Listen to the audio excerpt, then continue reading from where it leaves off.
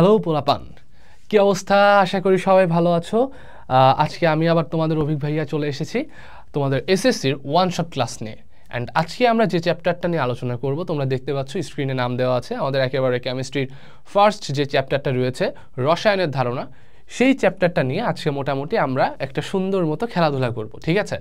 And এই চ্যাপ্টারটা খুবই ছোট একটা চ্যাপ্টার, অ্যান্ড এই চ্যাপ্টার থেকে যে যে কোয়েশ্চেন আসতে পারে, সেটা হতে পারে এমসিকিউ, হতে পারে সেটা সিকিউ, সেই সব ধরনের টপিক আমরা ফার্স্টে একটু ক্লিয়ার করব, কনসেপ্টটা বিল্ড আপ করবো, দেন আমরা কোয়েশ্চেন সলভিংয়ে চলে যাব। অ্যান্ড চ্যাপ্টারটা খুবই ছোট, আমাদের সময়ও খুব কম লাগবে, এবং যেহেতু এটা ওয়ান শট ক্লাস, সো এসএসসির আগে শুধুমাত্র এই একটা ক্লাস দেখে যে কিভাবে আমরা কোশ্চেনগুলো অ্যান্সার করতে পারি, সেটাই আমাদের থাকবে আজকের ক্লাসের মূল লক্ষ্য। তো চলো দেরি না করে আমাদের মেইন যে ক্লাসটা, মেইন যে টপিক, সেখানে আমরা চলে যাই। আচ্ছা, এইখানে দেখতে পাচ্ছ আমার পরিচয় দেওয়া আছে, বাট ইতিমধ্যে আমি পরিচয় তোমাদের দিয়ে দিয়েছি। আমি পড়ালেখা করতেছি ঢাকা বিশ্ববিদ্যালয়ের কেমিস্ট্রি ডিপার্টমেন্টে, অ্যান্ড আমার নাম তো দেওয়াই আছে। ওকে, দেন দেখো আমরা আমাদের নেক্সট স্লাইডে চলে যাই। ফার্স্টে আমাদের যে কথা নিয়ে আলোচনা করা হচ্ছে সেটা হচ্ছে ব্রোঞ্জ আসছে, ডেমোক্রিটাসের একটা কথা আসছে, আলকেমি সেটা একটা কথা আসছে। মেইনলি আমরা আবারও বলতেছি, যেহেতু একটা ওয়ান শট ক্লাস, সো এক্সামের জন্য আমাদের কোন কোন পয়েন্ট, কোন কোন টপিক ইম্পর্টেন্ট, সেইগুলোকেই আমরা বাছাই করে আমাদের আজকের ক্লাসে আলোচনা করব। অ্যান্ড রিমেম্বার, এটা কিন্তু ওয়ান শট ক্লাস, ঠিক আছে? সো আমাদের টার্গেট থাকবে জাস্ট এই একটা ক্লাস দেখে আমরা কিভাবে আমরা এক্সামে অ্যান্সার করতে পারি, এটাই আমাদের মেইন টার্গেট। ওকে, অ্যান্ড এই রিলেটেড যে টপিকগুলো আছে আমরা সেটা টপিকগুলো মোটামুটি ক্লিয়ার করে ফেলবো।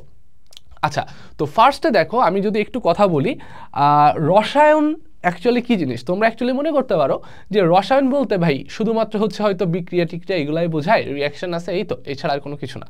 বাট রসায়ন বা কেমিস্ট্রি কিন্তু একটা হিউজ ডিপ একটা নলেজ, ঠিক আছে? সো তুমি তোমার ঘুম থেকে উঠার থেকে শুরু করে একেবারে বিছানাতে ঘুমাতে যাওয়া পর্যন্ত তুমি যে যে জিনিস ইউজ করতেছো, যে যে কাজ করতেছো, যা যা দেখতেছো আমাদের আশেপাশের পরিবেশে, মোটামুটি সব জায়গায় কিন্তু তোমার কেমিস্ট্রির সুন্দর মতো একটা কন্ট্রিবিউশন আছে। তার মানে কেমিস্ট্রি মানে যে শুধুমাত্র এই যে আমরা রিয়াকশানগুলো পড়ি, ব্যাপারটা কিন্তু এরকম নয়। সো কনসেপচুয়াল ক্ষেত্রে বলো কিংবা ইন্ডাস্ট্রিয়াল ক্ষেত্রে বলো বা যে কোনো প্র্যাকটিক্যাল ফিল্ডে বলো, আমাদের এই কেমিস্ট্রির কন্ট্রিবিউশন কিন্তু অনেক অনেক অনেক অনেক বেশি। ইভেন এই যে আমাদের মানব দেহ আছে, আমাদের হিউম্যান বডি, যেটা একটা সুন্দর মেশিনের মতো চলতেছে, এই মেশিনে কিন্তু যে যে রিয়াকশান হচ্ছে, যে যে ঘটনা ঘটতেছে, ঠিক আছে? এই যে আমরা বিভিন্ন ওষুধ খাচ্ছি অসুস্থ হলে, আমরা খাবার খাচ্ছি, কেন খাচ্ছি, ঠিক আছে? আবার আমাদের দেহে একটা নির্দিষ্ট পরিমাণ মিনারেলস দরকার, হ্যাঁ, লবণ দরকার, কেন এগুলো দরকার, ইলেকট্রোলাইট দরকার, কেন দরকার, সব কিছু কিন্তু আলোচনা করা হয় আমাদের এই কেমিস্ট্রির মধ্যে। ওকে, সো এখন আমরা ফার্স্টে এখানে যেটা বলতেছে ব্রোঞ্জ নিয়ে, হ্যাঁ। তো ব্রোঞ্জটা কি? অ্যাকচুয়ালি ব্রোঞ্জ হচ্ছে এক ধরনের সংকর ধাতু। ভাইয়া সংকর ধাতু জিনিসটা কি? সংকর ধাতু জিনিসটা কি? সংকর ধাতু হচ্ছে আর কোনো কিছুই না, জাস্ট দুই বা ততোধিক ধাতু মিলে যদি যে কোনো নতুন আর একটা প্রোডাক্ট তৈরি করা হয়, ঠিক আছে? দুই বা ততোধিক তোমার হচ্ছে মৌল, দুই বা ততোধিক মৌল বা যৌগ, যেটাই হোক না কেন, মিলে যদি নতুন আর একটা মেটাল তৈরি করা হয়, যদি নতুন এক ধরনের মেটাল তৈরি করা হয়, নতুন এক ধরনের মেটাল তৈরি করা হয়, সেটাই হচ্ছে সংকর ধাতু, ঠিক আছে? তো এরকম একটা সংকর ধাতু কি ভাইয়া? এরকম একটা সংকর ধাতু হচ্ছে তোমার ব্রোঞ্জ। অ্যান্ড এই ব্রোঞ্জটা দেখো, আমি কিন্তু ডেফিনেশনের সংজ্ঞার মধ্যে বলেই দিয়েছি কি, দুই বা ততোধিক মৌল বা যৌগ মিলে যদি এক ধরনের নতুন মেটাল তৈরি করা হয়, সেটাই হচ্ছে সংকর ধাতু। ওকে, বা হাইব্রিডাইজড মেটাল। এখন তাহলে তোমরা ইজিলি বুঝতে পারতেছো, যেহেতু ব্রোঞ্জ এক ধরনের সংকর ধাতু, তাহলে ব্রোঞ্জকে ভাঙলে আমরা নিশ্চয়ই নতুন কোনো ধরনের আমরা কি পাবো? মৌল পাবো, যেগুলোকে মিলায় একসাথে কি তৈরি হয়েছিল? ব্রোঞ্জ তৈরি করা হয়েছিল, তাই না? তো এখন দেখি ব্রোঞ্জকে যদি আমরা ভেঙে ফেলি বা গলিয়ে ফেলি, তাহলে কি কি ধাতু পাই?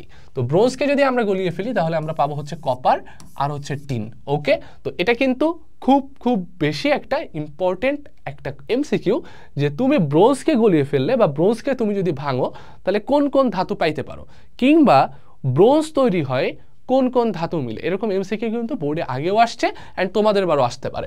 সো দেখো, শুধু কি ব্রোঞ্জকে আমাদের যদি বানাইতে হয় তাহলে কি টিন আর কপারকে গলিয়ে ফেললেই হবে? না, গলিয়ে ফেললে হবে না। আমি কি বলছি? সংকর ধাতু। অ্যান্ড ধাতু কি লিকুইড অবস্থায় ইউজুয়ালি থাকে?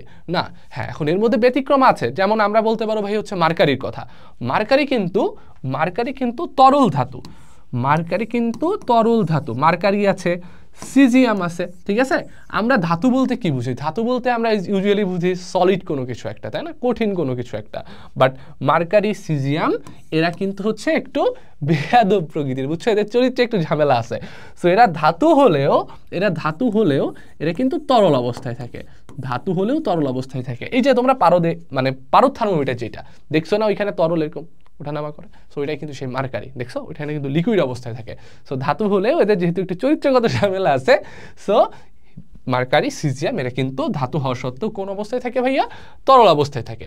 সো এই কপার ও টিনকে আমরা যদি গলিয়ে ফেলি, গলায় আমরা কি করলাম? দুটাকে একত্রে মিশ্রণ করে ফেললাম, মিক্সচার বানাই ফেললাম। ওকে, এখন এই শুধু মিক্সচার বানাইলে কি হবে? মিক্সচার বানাইলে কিন্তু হবে না। দেন ওইটাকে আমরা কি করব? ঠান্ডা করব, একটা কুলিং প্রসেসের মধ্যে দিয়ে যাব। তখন কি হবে? ওই লিকুইডটা ঠান্ডা করার ফলে সেটা আবার সলিড বা কঠিন স্টেটে চলে আসবে। দেন আমরা যে নতুন এক ধরনের মেটাল পাচ্ছি, then this metal is called a new hybridized metal, and ওইটাকেই আমরা বলতেছি হচ্ছে ব্রোঞ্জ। ওকে, তাহলে আমরা যদি ভাই ব্রোঞ্জকে ভাঙি তাহলে আমরা কি কি পাবো? কপার ও টিন, বা কপার ও টিনকে যদি আমরা জোড়া লাগাই তাহলে নতুন কোন ধরনের আমরা হাইব্রিডাইজড মেটাল পাবো? সেটা হচ্ছে ব্রোঞ্জ। ক্লিয়ার? ওকে, এরপর দেখো একটা কথা আছে, সেটা হচ্ছে ডেমোক্রিটাস কি বলছিলেন। আচ্ছা, মেইনলি ঘটনা যেটা, সেটা হচ্ছে এই পরমাণু নিয়ে অনেক কিন্তু গবেষণা হয়েছে এবং এখনও গবেষণা হচ্ছে, অ্যান্ড ভবিষ্যতেও গবেষণা কিন্তু হবে। অ্যান্ড সব থেকে মজার ব্যাপার যেটা, সেটা হচ্ছে এই পরমাণু বা অ্যাটম নিয়ে অনেক অনেক অনেক অনেক নতুন নতুন ইনফরমেশান কিন্তু আমাদের কাছে এখনও আসতেছে। সো একেবারে ফার্স্টের দিকে যত বিজ্ঞানী কেমিস্ট্রি নিয়ে তারা রিসার্চ করছে, স্টাডি করছে, ঠিক আছে, তাদের মধ্যে অন্যতম একজন হচ্ছেন ডেমোক্রিটাস। সো তিনি কি বলছিলেন? তিনি বলছিলেন যে এই যে পরমাণু আছে, আমরা পদার্থকে ভাঙতে ভাঙতে যেটা পাই, একেবারে লাস্টের যে কণিকা, ক্ষুদ্রতম কণিকা, তিনি ওইটাকে বলছিলেন হচ্ছে অ্যাটম। অর্থাৎ এই অ্যাটমটাই হইতেছে, তারা বলছিলেন পরমাণু, অর্থাৎ এটাকে আর ভাঙা যাবে না, ডিভাইড করতে পারবা না। অ্যান্ড এই অ্যাটম শব্দের অর্থটা কি দেখো? অ্যাটম শব্দের অর্থ হচ্ছে তোমার অবিভাজ্য। বাট পরবর্তীতে আমরা বিভিন্ন গবেষণা করছি, আরও যখন ডেভেলপ টেকনোলজি আমাদের কাছে আসছে, তখন আমরা বুঝতে পারছি যে না, আমরা পরমাণুকে চাইলেও ভাঙতে পারি। অ্যান্ড পরমাণুকে ভাঙলে কি কি কি কি হইতে পারে আমরা কিন্তু ইতিমধ্যে পড়ে ফেলছি। ওকে, আচ্ছা, এরপর আসতেছে অ্যালকেমি, খুব একটা গুরুত্বপূর্ণ কথা। অ্যালকেমি জিনিসটা কি? দেখো, ফার্স্টের দিকে যদি আমরা বলি, এই কেমিস্ট্রি নিয়ে যে স্টাডিগুলা বা রিসার্চের যে কাজগুলা শুরু করছিলেন কিন্তু যারা মধ্য যুগীয় যেই সব বিজ্ঞানীরা রয়েছেন, ঠিক আছে, অ্যারাবিক যে বিজ্ঞানীরা রয়েছেন, তারাই কিন্তু এই কাজটা শুরু করছিলেন, ঠিক আছে। সো ভাইয়া, এই মধ্যযুগে আরবের যে রসায়ন চর্চা ছিল, যারা অ্যাকচুয়ালি আমাদের এই কেমিস্ট্রির স্টাডি বা রিসার্চের পথিকৃৎ, ওকে, সো তাদেরকে আমরা বলতাম হচ্ছে আলকেমিস্ট। তাহলে যারা এই রসায়ন নিয়ে গবেষণা করতেন, কখন ভাইয়া? কখন করতেন? এই মধ্যযুগীয়। তাহলে মধ্যযুগীয় যেসব আরব বিজ্ঞানী ছিলেন, ঠিক আছে, দার্শনিক ছিলেন, যারা কেমিস্ট্রি নিয়ে অনেক স্টাডি করছেন, রিসার্চ করছেন, অ্যান্ড যাদের পথিকৃতের মাধ্যমেই, ঠিক আছে, যাদের স্টাডির মাধ্যমেই, যাদের এই চিন্তাভাবনার কারণে আজকে আমরা কেমিস্ট্রি নিয়ে এত এত এত গবেষণা করতে পারতেছি, তাদেরকে কিন্তু আমরা বলতাম হচ্ছে আলকেমিস্ট। অ্যান্ড এই যে মধ্যযুগীয় যারা আরব বিজ্ঞানী ছিলেন, দার্শনিক ছিলেন, তারা রসায়ন নিয়ে, কেমিস্ট্রি নিয়ে যেই চর্চা করতেন, তাকে বলা হতো হচ্ছে আলকেমি। তাহলে তাকে কি বলা হতো ভাইয়া? তাতে বলা হতো হচ্ছে আলকেমি। অ্যান্ড এই আলকেমি শব্দটা কোথা থেকে এসছে ভাইয়া? আলকেমি শব্দটা এসেছে হচ্ছে আলকিমিয়া থেকে। আলকেমি শব্দটা কোথা থেকে আসছে? আলকেমিয়া থেকে। ওকে, সো এতটুকু আমাদের এসএসসির জন্য এই পার্ট থেকে এনাফ। ওকে, এখন দেখো, আমরা যদি একটু আমাদের চারিপাশের পরিবেশের দিকে তাকাই, তাহলে কিন্তু কেমিস্ট্রির অনেক অনেক অনেক অনেক প্র্যাকটিক্যাল এক্সাম্পল আমরা দেখতে পাবো। ওকে, সো তার মধ্যে কয়েকটা এক্সাম্পল আমাদের বইতে আছে, অ্যান্ড সেগুলো নিয়েই আমরা একটু আলোচনা করব। সো একটু মাথায় রাখবা, এই এক্সাম্পলগুলা থেকে কিন্তু আমাদের এক্সপ্লেনেশন আসতে পারে, কোশ্চেন আসতে পারে, খ নাম্বারে কোশ্চেন আসতে পারে। সো এই জিনিসগুলো আমাদের সুন্দর মতো একটু বুঝে রাখতে হবে, একটু মাথায় রাখতে হবে। ওকে, সো দেখো ফার্স্ট যে ঘটনাটা বলছে, কাঁচা আম টক কিন্তু পাকা আম মিষ্টি। কাঁচা আম টক কিন্তু পাকা আম মিষ্টি। সো তুমি, আমি, সবাই আমরা আম খেতে কে না পছন্দ করি বলো? সবাই কিন্তু আম খেতে পছন্দ করি। এখন কথা যেটা হচ্ছে, তোমরা যখন আম প্রথম একটু বড় হইতে থাকে, হ্যাঁ, পাকার আগেই যখন বড় হইতে থাকে, তখন কি হয়? আমরা গাছের থেকে আম ছিঁড়ি, আম ছেঁড়ার পরে তারপর সে আমটা মাখাই, অ্যান্ড বলার পরে দেখছো আমাদের কি জিহ্বা থেকে হচ্ছে একটা লালা নিঃসৃত হচ্ছে না? সো এটার মধ্যেও কিন্তু একটা বিউটিফুল কেমিস্ট্রি আছে, ঠিক আছে? কেন নিঃসৃত হয়? সো কাহিনী যেটা, আচ্ছা আরেকটা কথা বলি, আমের থেকে তোমরা যদি তেঁতুলের উদাহরণটা নাও আরো ভালো মতো বুঝতে পারবা। তোমরা যদি বলে, হ্যাঁ, যে বিশেষ করে মেয়েদের কিন্তু টক জাতীয় খাবার বা তেঁতুল কিন্তু অনেক বেশি পছন্দ, তাই না? সো এই তেঁতুল মাখতেছি, একটু বিট লবণ দিলাম, একটু ঝাল দিলাম, হ্যাঁ, মরিচ দিলাম, তারপর তেঁতুলটা দিয়ে সুন্দর মতো মাখলাম, এটা খুব সুন্দর একটা খাবার, তাই না? সো এই যে কাঁচা আমের কথা, কাঁচা আম মাখা কিংবা তেঁতুল মাখা, এগুলোর কথা যখন আসে তখন আমাদের মুখ থেকে কিন্তু অটোমেটিক্যালি কি হয়? লালা নিঃসৃত হইতে পারে। সো কেন নিঃসৃত হয়? এটার পেছনে কিন্তু সুন্দর কেমিস্ট্রির ব্যাখ্যা আছে, ঠিক আছে? সো দেখো, আমরা কাঁচা আম তো পাকার আগে কি করি? মেখে মাখায় খাওয়া শুরু করি না?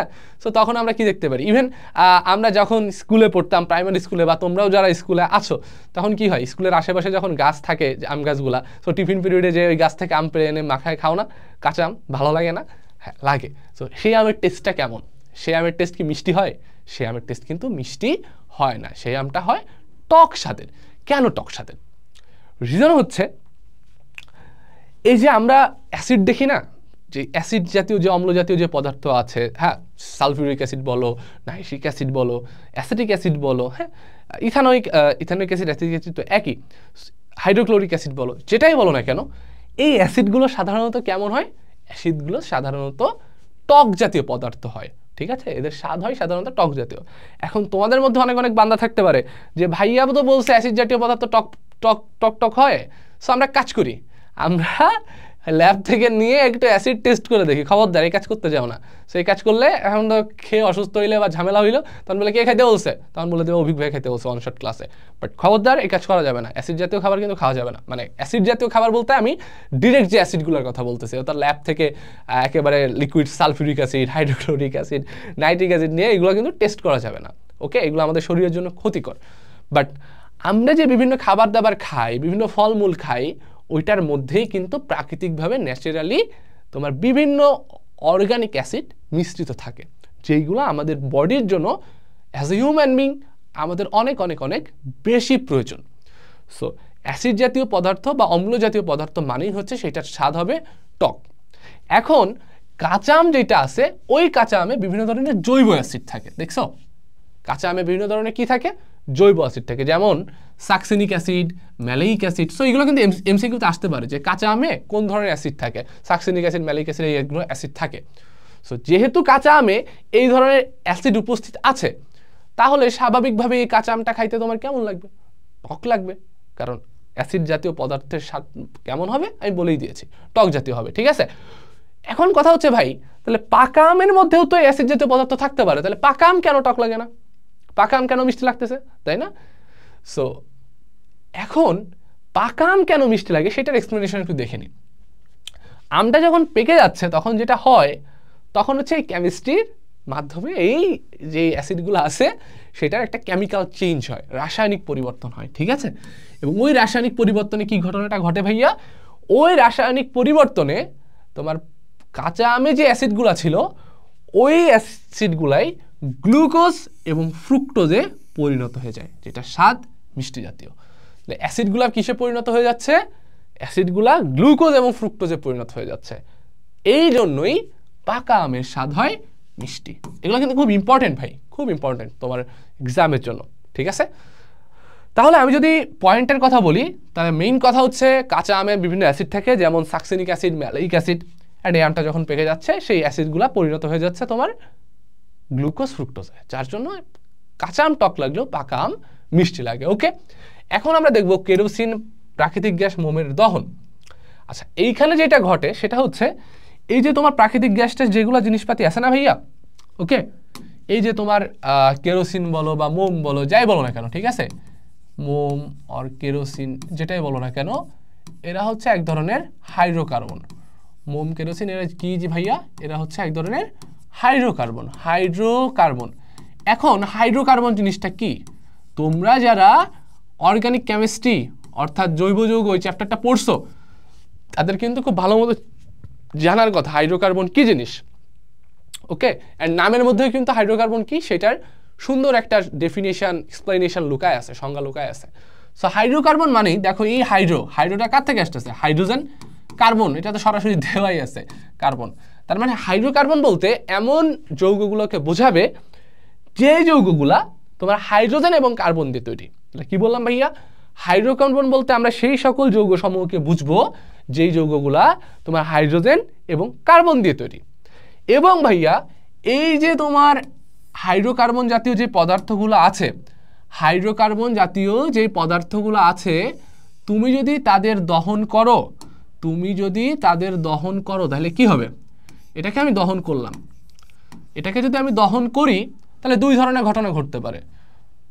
একটা হইতে পারে পূর্ণ দহন, একটা হইতে পারে পূর্ণ দহন। পূর্ণ দহন মানে কি, যে পর্যাপ্ত অক্সিজেনের উপস্থিতিতে যদি দহনটা ঘটে, পর্যাপ্ত অক্সিজেন, অর্থাৎ তুমি যে কোনো একটা হাইড্রোকার্বন জাতীয় একটা পদার্থ নিছো অ্যান্ড ওটাকে দহন করতে গেলে তোমার যতটুকু অক্সিজেন দরকার হবে, যদি ওই এনাফ অ্যামাউন্ট অক্সিজেন নিয়েই দহনটা ঘটে তাহলে সেটাকে বলবো পূর্ণ দহন। আর যদি ওইখানে অক্সিজেনের ল্যাকিংস থাকে তাহলে সেটাকে আমরা বলবো হচ্ছে অসম্পূর্ণ দহন। কি বললাম ভাইয়া, সেটাকে আমরা বলবো হচ্ছে অসম্পূর্ণ দহন। ক্লিয়ার?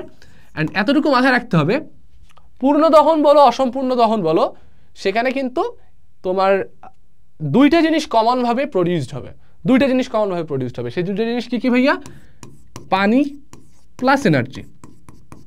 পানি প্লাস এনার্জি, এখানেও কি তৈরি হবে ভাইয়া, এখানেও পানি প্লাস এনার্জি তৈরি হবে, কিন্তু পার্থক্য হবে এক জায়গায়। এখন পার্থক্যটা কোথায় হবে, যেহেতু ভাইয়া পূর্ণ দহন এবং অসম্পূর্ণ দহনে অক্সিজেনের অ্যামাউন্টে ডিফারেন্স আছে, তাহলে অবশ্যই অবশ্যই অবশ্যই এদের প্রোডাক্টও তো হুবহু সেম হবে না, কোনো না কোনো জায়গায় তো ডিফারেন্স থাকবে, অবভিয়াসলি থাকবে। যদি সেটা পূর্ণ দহন হয় তাহলে সেইখানে প্রোডাক্ট হিসেবে আমরা পাবো কার্বন ডাইঅক্সাইড প্লাস পানি প্লাস এনার্জি। যদি সেটা অসম্পূর্ণ দহন হয় তাহলে সেখানে আমরা পাবো হচ্ছে কার্বন মনোক্সাইড প্লাস পানি প্লাস এনার্জি। তো ভাইয়া পার্থক্যটা কোথায় হয়ে গেল, এইখানে আমরা পাচ্ছি কার্বন ডাইঅক্সাইড, এইখানে আমরা পাচ্ছি কার্বন মনোক্সাইড।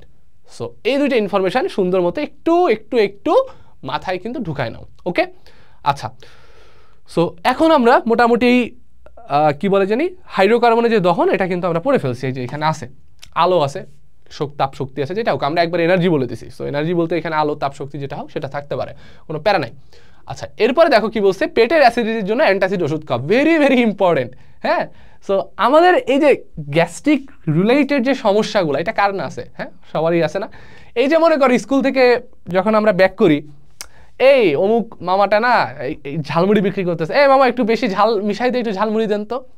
তো আর বিকালবেলা যখন সন্ধ্যার সময় টিউশনি থেকে যাই, এই গরম গরম তেলে ভাজা ভাজতেছে, বেগুনি ভাজতেছে, চপ ভাজতেছে, এই মামা দেন 4-5টা দেন, চপ দেন, বেগুনি দেন। সো খাই না, খাই। সো এই যে আমরা বিভিন্ন ধরনের তেলে ভাজা খাইতেছি, তাই না, ঝালমুড়ি খাইতেছি, কিংবা বেশিক্ষণ ধরে আমরা হচ্ছে না খেয়ে থাকতেছি, বা যে কোনো আনহাইজেনিক ফুড খাচ্ছি, বা রিচ ফুড খাচ্ছি, জাঙ্ক ফুড খাচ্ছি, সো এইগুলোর জন্য আমাদের বিভিন্ন গ্যাস্ট্রিকের ঝামেলা হইতে পারে, ইন্টেস্টাইনাল প্রবলেম হইতে পারে। সো এখানে কি হয় ঝামেলাটা অ্যাকচুয়ালি, সেটা হয় হচ্ছে আমাদের পাকস্থলী থেকে না HCl জাতীয় একটা অ্যাসিড ক্ষরিত হয়, HCl হাইড্রোক্লোরিক অ্যাসিড। অ্যান্ড এই হাইড্রোক্লোরিক অ্যাসিড যদি আমাদের পেটে জমা হয়, এই হাইড্রোক্লোরিক অ্যাসিড যদি আমাদের পেটে জমা হয়, তাহলে যে ঝামেলাটা হয়, তখন আমরা পেটে কি অনুভব করি, পেটে বুকে প্রচণ্ড ব্যথা অনুভব করি। অনেক সময় ব্যথার তীব্রতাটা এমন হয় আমরা কিন্তু কাজ করতে পারি না। সো আমরা কি বলি, আমার গ্যাস হয়েছে, বাট অ্যাকচুয়ালি জিনিসটা হইতেছে কি, আমাদের অ্যাসিডিটির প্রবলেম হয়। কেন অ্যাসিডিটি বলতেছি, বিকজ এই প্রবলেমটার পেছনে কে দায়ী ভাইয়া? কে কে কে ঝামেলাটা কে করতেছে? ঝামেলাটা করতেছে হাইড্রোক্লোরিক অ্যাসিড। সেই জন্য বলি আমরা এখানে অ্যাসিডিটি হয়েছে অ্যান্ড ওইখানে পিএইচটাও কমে যায়। সো তোমার ওইখানে জমা হচ্ছে কি, বা কিসের পরিমাণটা বেড়ে যাচ্ছে? কি ইনক্রিজ হচ্ছে? কি ইনক্রিজ হচ্ছে ভাইয়া? কি ইনক্রিজ হচ্ছে যার জন্য তোমার এই পেটে ব্যথা হচ্ছে, অ্যাসিডিটি হচ্ছে? কে কে কে ইনক্রিজ হচ্ছে? তোমার অ্যাসিড। কোন অ্যাসিড ভাইয়া? HCl, hydrochloric acid, right? এখন কথা হচ্ছে তাহলে আমার যদি এই পেটে ব্যথা বা অ্যাসিডিটির প্রবলেম থেকে রিমুভ করতে হয় বা এটা যদি সলভ করতে হয়, তাহলে কি করতে হবে? যেই অ্যাসিডের জন্য আমার এই ঝামেলাটা হচ্ছিল, ওই অ্যাসিডটাকে আমার কাট করে দিতে হবে, মানে সরাই ফেলতে হবে। এখন এটা তো সম্পূর্ণ হচ্ছে পেটের ভেতরে, আমাদের বডির মধ্যে। সো আমরা চাইলেই তো অন্য যে কোনো উপায়ে অ্যাসিডটা সরাই দিতে পারবো না। পারবো? পারবো? পারবো না। সো এইখানেও আমাদের কিসের সাহায্য নিতে হবে? কেমিস্ট্রির সাহায্য নিতে হবে। এখন একটু খেয়াল করো তো ভাইয়া, মনে করো তো, যদি তুমি অ্যাসিডকে রিমুভ করতে চাও, অ্যাসিডকে নিউট্রালাইজ করতে চাও, প্রশমিত করতে চাও, তাহলে তাহলে তাহলে যেন তোমার কোন বিক্রিয়াটা ঘটাইতে হয় মনে আছে? তাহলে কিন্তু তোমার প্রশমন বিক্রিয়া ঘটাইতে হয়, তাই না? নিউট্রালাইজেশন রিয়াকশন, প্রশমন বিক্রিয়া। অ্যান্ড প্রশমন বিক্রিয়ায় কি হয় ভাইয়া? কি হয় যেন মনে আছে? প্রশমন বিক্রিয়ায় আমরা হচ্ছে অ্যাসিড প্লাস বেস নিই, তাই না? অ্যাসিড প্লাস বেস, এবং সেখান থেকে আমরা প্রোডাক্টটা কি পাই? সেখান থেকে আমরা প্রোডাক্টটা পাই হচ্ছে সল্ট প্লাস পানি, H2, রাইট? এখন ভাইয়া কথাটা হচ্ছে আমার এখান থেকে রিমুভ করতে হবে বা নিউট্রালাইজ করতে হবে HCl। তাহলে অবশ্যই এইটাকে নিউট্রালাইজ করার জন্য আমার এখানে কাকে আনতে হবে ভাইয়া? এক্সটার্নালি কাকে অ্যাড করতে হবে? যে কোনো একটা বেসকে অ্যাড করতে হবে বাইরে থেকে, তাই না? বাইরে থেকে যে কোনো একটা বেসকে অ্যাড করতে হবে। অ্যান্ড এই বেসটাকে এই বেসটা হচ্ছে তোমার ম্যাগনেসিয়াম হাইড্রোক্সাইড এবং অ্যালুমিনিয়াম হাইড্রোক্সাইড। ম্যাগনেসিয়াম হাইড্রোক্সাইড আর বা প্লাস যেটাই দাও না কেন, অ্যালুমিনিয়াম হাইড্রোক্সাইড। অ্যান্ড এই যে আমরা ম্যাগনেসিয়াম হাইড্রোক্সাইড বা অ্যালুমিনিয়াম হাইড্রোক্সাইড দিয়ে যে অ্যান্টাসিড জাতীয় ওষুধ আমরা যেটা তৈরি করতেছি, এখানেও যেন বেজের মাত্রা খুব বেশি বেড়ে গিয়ে আমার শরীরের জন্য ক্ষতিকর না হয়, সেই মাত্রাটা ঠিক রেখে আমার বডির উপযোগী করে যে ওষুধগুলো বানানো হয়, সেটার জন্য কিন্তু আমার কেমিস্ট্রির সাহায্য নেওয়া লাগে। বুঝতে পারছো তো কেমিস্ট্রির কন্ট্রিবিউশন কতটা? তাহলে ভাইয়া আমি বুঝতে পারতেছি এই HCl-কে রিমুভ করার জন্য আমার বেজের সাহায্য লাগবে। অ্যান্ড এই বেস কে কে ভাইয়া? ম্যাগনেসিয়াম হাইড্রোক্সাইড এবং অ্যালুমিনিয়াম হাইড্রোক্সাইড। তাহলে এই ম্যাগনেসিয়াম অ্যালুমিনিয়াম হাইড্রোক্সাইড দিয়ে আমরা যেই ওষুধটা তৈরি করতেছি, সেটা কার এগেইনস্টে কাজ করতেছে? কার এগেইনস্টে ভাইয়া? অ্যাসিডের এগেইনস্টে। এই যেই অ্যাসিডের জন্য আমার পেটে ব্যথা বা অ্যাসিডিটি তৈরি হয়েছিল, সো এটার এন্টিতে কাজ করতেছে, তাই না? তাহলে এই বেসগুলা কার এন্টিতে কাজ করতেছে? এরা হচ্ছে অ্যাসিডের বিপরীতে বা অ্যাসিডের এন্টি, যে বলে না অ্যান্টিবায়োটিক চলে আসছে, সো অ্যাসিডের এন্টিতে কাজ করতেছে, অ্যান্ড সেটাই থেকে অ্যাসিডের এন্টিতে যেহেতু কাজ করতেছে, সো ওই থেকে আমরা ওই ওষুধগুলোর নামকরণ করছে হচ্ছে অ্যান্টাসিড, অ্যাসিডের এন্টিতে। ওকে এখন তাইলে ভাইয়া আমরা বুঝতে পারলাম অ্যান্টাসিডের কাহিনীটা কি। ওকে, তাহলে পেটে যদি আমার অ্যাসিডিটি বেড়ে যায়, তাহলে রিজনটা কি? আমার হাইড্রোক্লোরিক অ্যাসিড জমা হয়েছে, অ্যান্ড ওই হাইড্রোক্লোরিক অ্যাসিডকে নিউট্রালাইজ করার জন্য আমার বাইরে থেকে অবশ্যই নিউট্রালাইজেশন রিয়াকশন সংঘটিত করার জন্য আমাকে কি খাইতে হবে? অ্যান্টাসিড খাইতে হবে। কেন অ্যান্টাসিড খাইতে হবে? বিকজ অ্যান্টাসিডে থাকে তোমার ম্যাগনেসিয়াম হাইড্রোক্সাইড আর অ্যালুমিনিয়াম হাইড্রোক্সাইড, যেটা আমার যে এক্সট্রা অ্যাসিডিটি তৈরি হয়েছে হাইড্রোক্লোরিক অ্যাসিডের জন্য, ওটাকে সম্পূর্ণভাবে প্রশমিত করে দেয় বা রিমুভ করে দিয়ে আমার বডিকে আবার আগের মতো সুস্থ স্বাভাবিক পরিবেশে নিয়ে আসে। ওকে ভাইয়া, এখন চলো আমরা পরের টপিকটাতে চলে যাই। দেখো এখানে কি বলছে,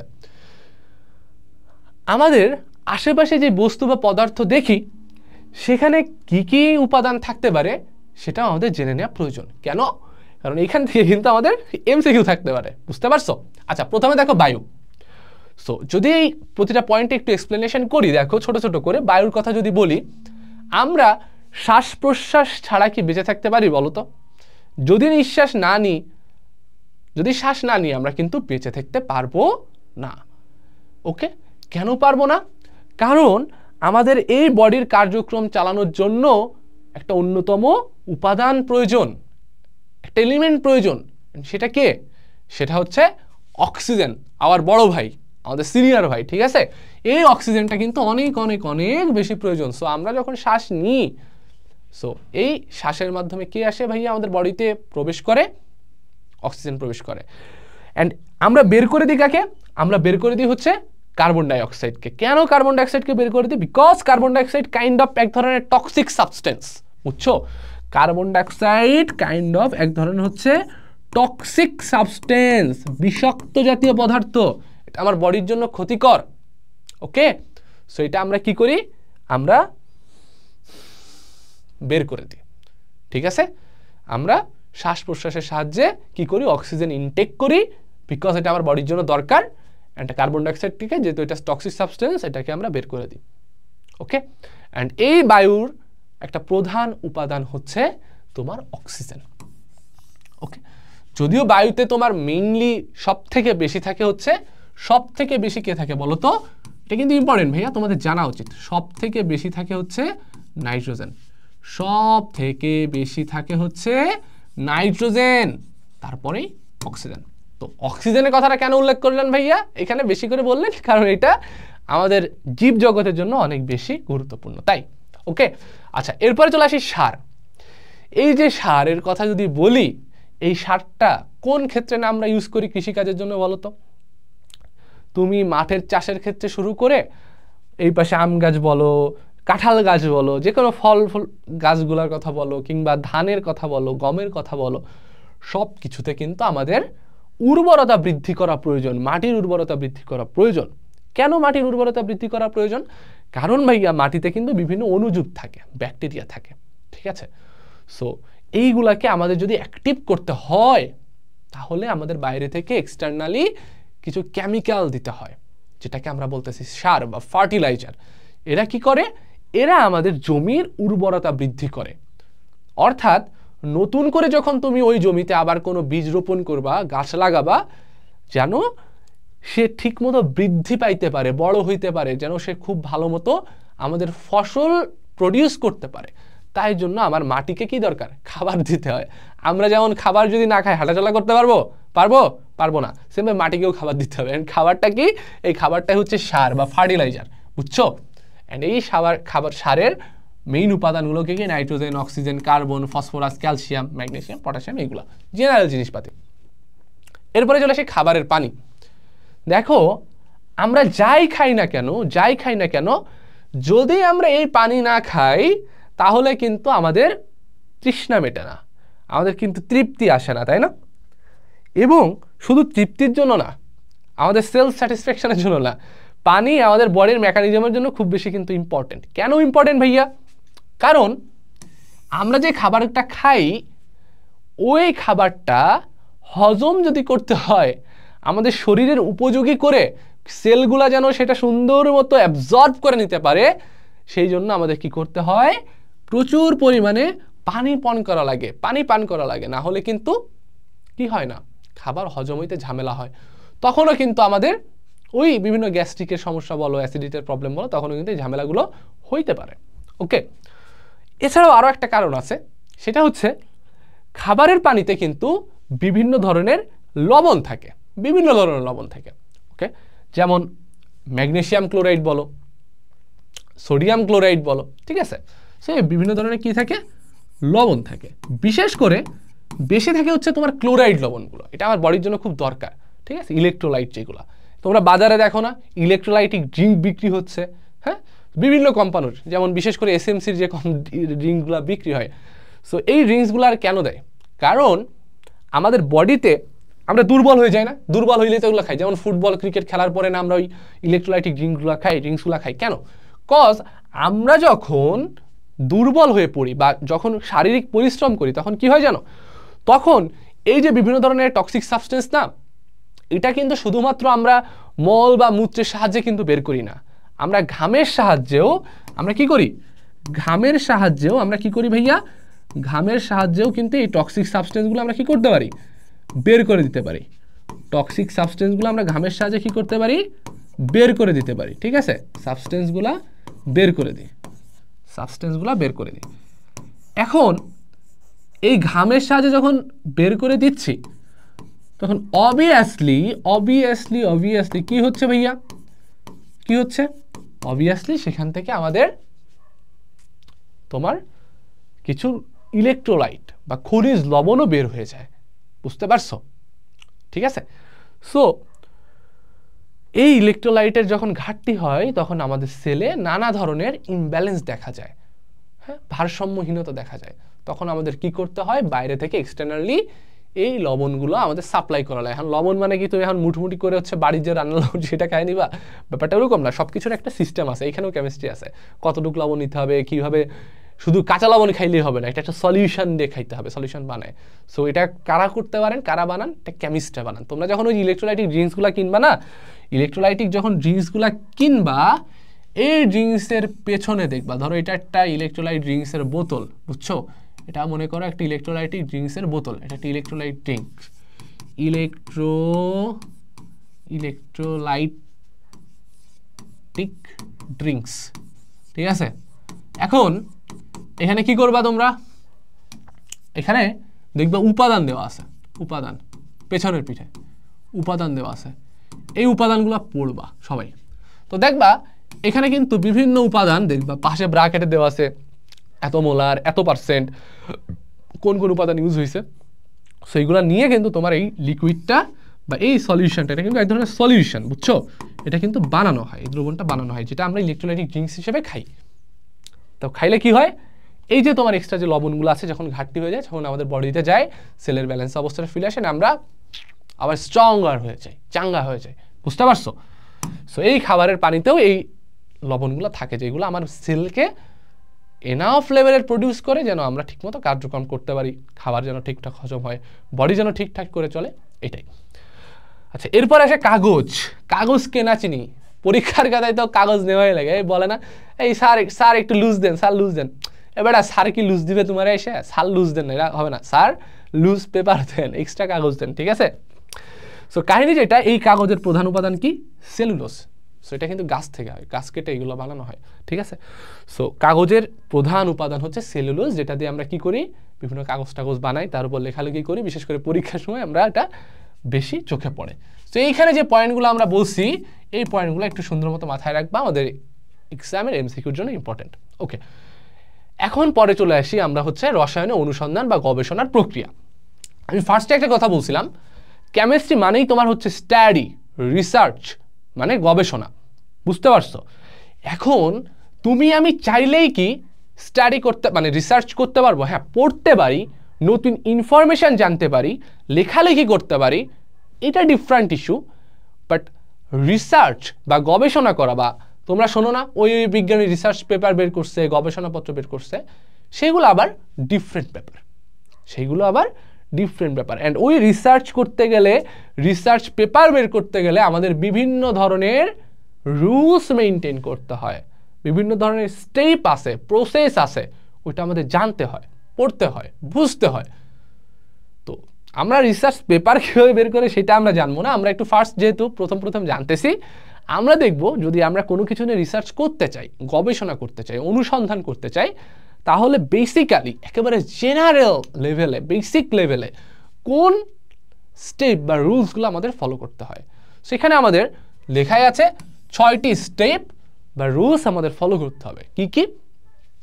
প্রথমে আছে বিষয়বস্তু নির্ধারণ, তারপরে আছে বই বা পূর্বের গবেষণাপত্রের সাহায্যে বিষয়বস্তু সম্পর্কে কিছু ধারণা নেওয়া, তারপর আছে প্রয়োজনীয় বস্তু ও পরীক্ষা প্রণালী নির্ধারণ, পরীক্ষণ, তথ্য সংগ্রহ, তথ্যের বিশ্লেষণ, ফলাফল ও ফলাফল নিয়ে আলোচনা। আচ্ছা, ব্যাপারটা কি আমি একটু বোঝাই বলি।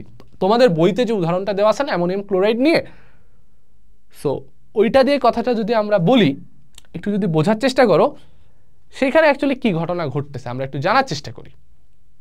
দেখো,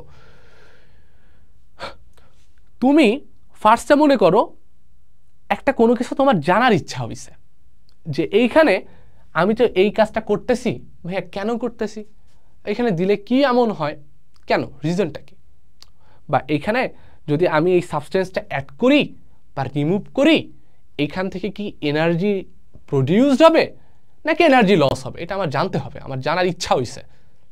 তাহলে আমার এখানে কি কাজটা হবে। সাপোজ আমাদের বইতে যে উদাহরণটা দেওয়া আছে অ্যামোনিয়াম ক্লোরাইড দিয়ে, তো ওইখানে উদাহরণটা এরকম দেওয়া আছে যে আমি যদি পানিতে অ্যামোনিয়াম ক্লোরাইড ইউজ করি, আমি যদি পানিতে অ্যামোনিয়াম ক্লোরাইড ঢালি আর কি, মানে মিশাইতে থাকি, তো তখন সময়ের সাথে সাথে টেম্পারেচারটা কি বাড়বে নাকি টেম্পারেচারটা কমবে, এটা হচ্ছে আমার জানার একটা ইচ্ছা জাগছে মনে, আমার জানতে হবে। তো একটু বোঝার চেষ্টা করো তখন আমার কি হবে প্রসেসটা অ্যাকচুয়ালি। সো আমার ফার্স্টে তাহলে আমার কি করতে হইলো, আমার একটা সাবজেক্ট, একটা টপিক আইডেন্টিফাই বা ডিফাইন করা লাগলো যে ভাইয়া আমি কোনটা নিয়ে রিসার্চ করতে চাই, গবেষণা করতে চাই। সেটা মনে করো আমি টপিকটা কি, আমি যদি পানিতে অ্যামোনিয়াম ক্লোরাইড মিশাই তাহলে এখানে কি এক্সট্রা করে টেম্পারেচার রেইজ করবে, ইনক্রিজ করবে আর ডিক্রিজ করবে, তার মানে এটা তাপ উৎপাদী আর তাপ হারি, মানে এক্সোথার্মিক আর এন্ডোথার্মিক, সেটা জানতে হবে। সো আমি কিন্তু একটা ফার্স্টে আমার বিষয়বস্তু নির্ধারণ করা ডান। আচ্ছা, সেকেন্ডে এবার আমার যে কাজটা করতে হবে সেটা হচ্ছে আমার হাতের কাছে গুগল আছে, ইউটিউব আছে, রিসার্চ পেপার বা জার্নাল আছে, ইন্টারনেট আছে। সো আমার দেখতে হবে আমি যেটা নিয়ে অ্যাকচুয়ালি রিসার্চ করতে চাচ্ছি ওইটা নিয়ে ইতোমধ্যেই কোনো রিসার্চ হয়ে গেছে কিনা। যদি রিসার্চ হয়ে যায় তাহলে তো তুমি সেখান থেকে একটা উত্তর পাইতেও পারো, একটা আইডিয়া পাচ্ছ। এখন মনে করো এখানে তোমার উত্তরটা দেওয়া আছে এখন, বাট তুমি সেইটা নিয়ে স্যাটিসফাইড না, তুমি নিজে করতে চাও, তখন তুমি ওই রিসার্চ পেপারগুলো পড়া বা গুগল সার্চ টার্চ করা তুমি একটা কি কইলা, এই যে বিষয়বস্তু বা যেই টপিকটা তুমি ডিফাইন করছিলা, যেটা নিয়ে তুমি অ্যাকচুয়ালি কাজ করতে যাচ্ছ, সেটা সম্পর্কে একটা গ্রসলি আইডিয়া নিজের মধ্যে ডেভেলপ করলা, বিল্ড আপ করলা। এখন তুমি ওই আইডিয়াগুলোকে আস্তে আস্তে আস্তে আস্তে আস্তে সাজায় দেন তুমি কি করতে যাচ্ছ, ওই অ্যানালাইসিস বা রিসার্চের দিকে তুমি নিজেকে প্রসিড করবা। ওকে, এবার 3 নম্বরে চলে আসো, অর্থাৎ 2 নম্বর পয়েন্ট আমাদের ডান। 3 নম্বরে দেখো, 3 নম্বরে কি হচ্ছে, প্রয়োজনীয় বস্তু ও পরীক্ষা প্রণালী নির্ধারণ। এখন যেহেতু তুমি কেমিস্ট্রি রিসার্চ করতে যাচ্ছ, এটা কেমিস্ট্রি হোক, ফিজিক্স হোক, বায়োকেমিস্ট্রি হোক, যেটাই হোক না কেন, যে কোনো রিসার্চ গবেষণার জন্য আমাদের বেশ কিছু অ্যাপারেটাস দরকার হয়, ঠিক আছে। সো তুমি যেই টপিকটা নিয়ে রিসার্চ করতে চাচ্ছ, যেই মেথড বা যেই প্রসেসটা তুমি অ্যাপ্লাই করতে চাও, তুমি তো সেটা জানো, তুমি তো জানো বলেই ওই টপিকটা ডিফাইন করছো, তাই না। সো তোমার তখন আইডেন্টিফাই করতে হবে যে ওই রিসার্চটা বা ওই কাজটা করার জন্য তোমার কি কি জিনিস অ্যাপারেটাস দরকার। এখন আমি কি করতে যাচ্ছি ভাইয়া, আমি হচ্ছে অ্যামোনিয়াম ক্লোরাইড মিশাবো পানির মধ্যে, দিয়ে দেখবো এখানে টেম্পারেচার বাড়তেছে নাকি কমতেছে। সো এটা করার জন্য আমার কি কি দরকার হইতে পারে, সিম্পলি ফার্স্টে আমি কি মিশাবো, অ্যামোনিয়াম ক্লোরাইড মিশাবো। তাহলে এইখানে আমার কি লাগবে ভাইয়া, অবশ্যই অ্যামোনিয়াম ক্লোরাইড, এটা সল্টটা লাগবে সলিড স্টেটের, তাই না। আচ্ছা, তারপরে কি লাগবে ভাইয়া, পানি লাগবে। অ্যান্ড এই পানিটা আমরা সবসময় ইউজ করবো। সো ল্যাবে তোমরা যখন দেখবা, যারা ইতোমধ্যেই ল্যাব করছো, তখন দেখবা ল্যাবে যত পানি আমরা ইউজ করি না কেন সেটা কিন্তু ডিস্টিল ওয়াটার হয়। সো ডিস্টিল ওয়াটার নিয়ে কাজটা করতে হয়। সো এখানে আমার কি লাগবে, পানি লাগবে। ওকে, এরপরে কি লাগবে ভাইয়া, এই যে অ্যামোনিয়াম ক্লোরাইড, এই যে পানি, এগুলাকে তুমি আমার মাথায় ঢালবা, তোমার মাথায় ঢালবা না তো, এগুলো একটা জায়গায় রাখতে হবে। তো কিসে রাখতে হবে ভাইয়া, বিকারে রাখতে হবে। কিসে রাখতে হবে ভাইয়া, বিকারে রাখতে হবে। তোমার এখানে বিকার লাগবে। ওকে, নিলাম বিকার, কোনো সমস্যা নাই। এখন তুমি কি দেখতে যাচ্ছ, তোমার মেইন টার্গেট হচ্ছে যে টেম্পারেচার বাড়তেছে নাকি কমতেছে। সো এই টেম্পারেচার বাড়তেছে নাকি কমতেছে এটা যদি তুমি জানতে চাও ভাইয়া, জানতে চাও, তাহলে তোমার কি করতে হবে, তোমার অবশ্যই থার্মোমিটার নিতে হবে, নাহলে তুমি বুঝবা কিভাবে টেম্পারেচার বাড়তেছে নাকি কমতেছে। তাহলে আমি কি নিলাম ভাইয়া, থার্মোমিটার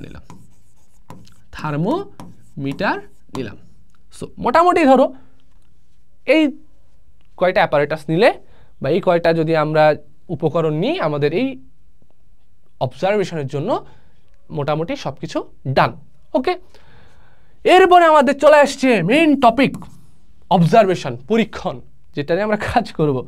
সো তুমি কি করলা ভাইয়া, এই যে ধরো সেই আমাদের বিকার, এই যে আমাদের বিকার, তো এটার মধ্যে তুমি কি নিলা, এটার মধ্যে তুমি নিলা হচ্ছে পানি, H2O ডিস্টিল ওয়াটার, ঠিক আছে। এটার মধ্যে তুমি সুন্দর মতো টিপ টিপ বর্ষা পানি পানি অ্যাড করে দিছো। হ্যাঁ, বর্ষা পানি মানে বৃষ্টির জল অ্যাড করো না কিন্তু, আবার এখানে কি দিতে হবে? Distil water. সো এখানে কি দিলাম ভাইয়া? পানি দিলাম। ওকে, H2। সো এরপর আমার কি দিতে হবে ভাইয়া? এর মধ্যে আমার দিতে হবে, বাইরে থেকে অ্যাড করতে হবে হচ্ছে, যেহেতু আমি অ্যামোনিয়াম ক্লোরাইড নিয়ে কাজ করতে যাচ্ছি, সো এই বাইরে থেকে আমার অ্যাড করতে হচ্ছে অ্যামোনিয়াম ক্লোরাইড। দিয়ে দিলাম অ্যামোনিয়াম ক্লোরাইড। সো তার সাথে আবার আমার এখানে একটা কি কাজ করতে হবে ভাইয়া? কি কাজ করতে হবে বলেন? এইখানে আমার ছোট্ট করে একটা থার্মোমিটার দিয়ে দিতে হবে। থার্মোমিটার, ঠিক আছে? থার্মোমিটার এখানে আমার কি করতে হবে ভাইয়া? এখানে আমার একটা হচ্ছে থার্মোমিটার অ্যাড করে দিতে হবে, ঠিক আছে? এখানে বিভিন্ন দাগ টাগ আছে। হ্যাঁ, এখানে ধরো দাগ টাগ আছে, কোনো সমস্যা নেই। চিত্র নিয়ে কেউ মাথা ঘামাবা না, জিনিসটা বুঝতে পারলেই হইতেছে, বুঝছো? ওকে, দেখো। সো এখানে আমরা থার্মোমিটার অ্যাড করে দিলাম। সো এবার আমি দেখবো, সময় ধরে কয়েকটা অবজারভেশন নিব। সো নিয়ে দেখবো যে আমার এখানে অ্যাকচুয়ালি টেম্পারেচার বাড়তেছে নাকি কমতেছে। তো ধরো প্রথমে আমি কি করলাম? প্রথমে আমি 2 মিনিটে একটা অবজারভেশন, আচ্ছা ফার্স্ট আমি যেটা করলাম, অ্যামোনিয়াম ক্লোরাইড দেওয়ার আগে আমি হচ্ছে কি করছি? অ্যামোনিয়াম ক্লোরাইড দেওয়ার আগে আমি প্রথমে টেম্পারেচারটা মাপলাম, তারপরে অ্যামোনিয়াম ক্লোরাইড দিলাম, তারপরে আমি প্রথম 2 মিনিটে টেম্পারেচার মাপলাম, পরে আবার পরের 5 মিনিটে টেম্পারেচার মাপলাম, আবার পরের 5 মিনিটে টেম্পারেচার মাপলাম, আবার পরের 5 মিনিটে টেম্পারেচার মাপলাম। এইভাবে মেপে প্রয়োজনে আবার একটা অ্যামোনিয়াম ক্লোরাইড দিলাম, মেপে আমি টেম্পারেচারটা দেখতে পারি। অ্যামোনিয়াম ক্লোরাইড দিলাম, টেম্পারেচার মাপলাম, অ্যামোনিয়াম ক্লোরাইড দিলাম, টেম্পারেচার মাপলাম। এই তো, এটাই। এখন এটা তোমার পরীক্ষণ শেষ। এবার তুমি কি দেখলা? এবার তুমি দেখলা তথ্য সংগ্রহ, তথ্যের বিশ্লেষণ। সো এবার আমরা এখানে যে কাজটা করি ইউজুয়ালি, সেটা হচ্ছে এইখানে মনে করো আমি সুন্দর মতো একটা চার্ট বানাই ফেললাম, ঠিক আছে? সুন্দর মতো একটা কি বানালাম ভাইয়া? সুন্দর মতো আমি এখানে হচ্ছে একটা চার্ট বানাই ফেললাম, ঠিক আছে? সুন্দর মতো একটা চার্ট বানাই ফেললাম। আচ্ছা, এখানে এতগুলো ঘরের দরকার নাই, তো এখানে সুন্দর মতো একটা চার্ট বানাইলাম। ওকে, সো এই চার্টে দিয়ে আমরা দেখলাম যে যখন এত সময় তখন টেম্পারেচার কত, যখন এত সময় তখন টেম্পারেচার কত, যত এত সময় তখন টেম্পারেচার কত, বা যখন এত গ্রাম অ্যামোনিয়াম ক্লোরাইড দিলাম টেম্পারেচার কত, অ্যামোনিয়াম ক্লোরাইড দিলাম টেম্পারেচার কত, অ্যামোনিয়াম ক্লোরাইড দিলাম টেম্পারেচার কত। সেইভাবে আমি চার্ট বানাই। এই তথ্যগুলো আমার কি করতে হবে?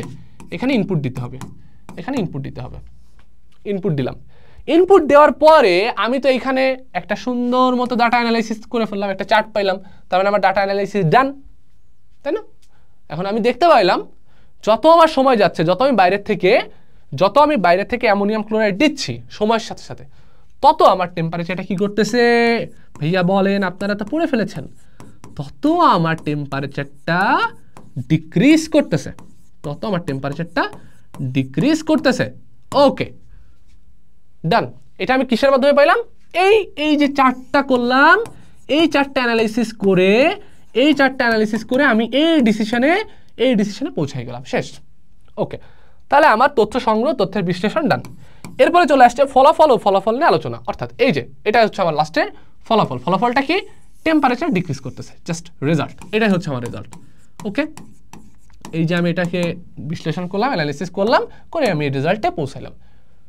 ডিক্রিজ করতেছে। সো টেম্পারেচার যদি ডিক্রিজ করে, তার মানে এইখানে যে ঘটনাটা ঘটতেছে এটা কি ধরনের প্রসেস ভাইয়া? কি ধরনের process? An endothermic process. Endothermic মানে কি? তাপশোষী বা তাপহারী বিক্রিয়া ঘটতেছে।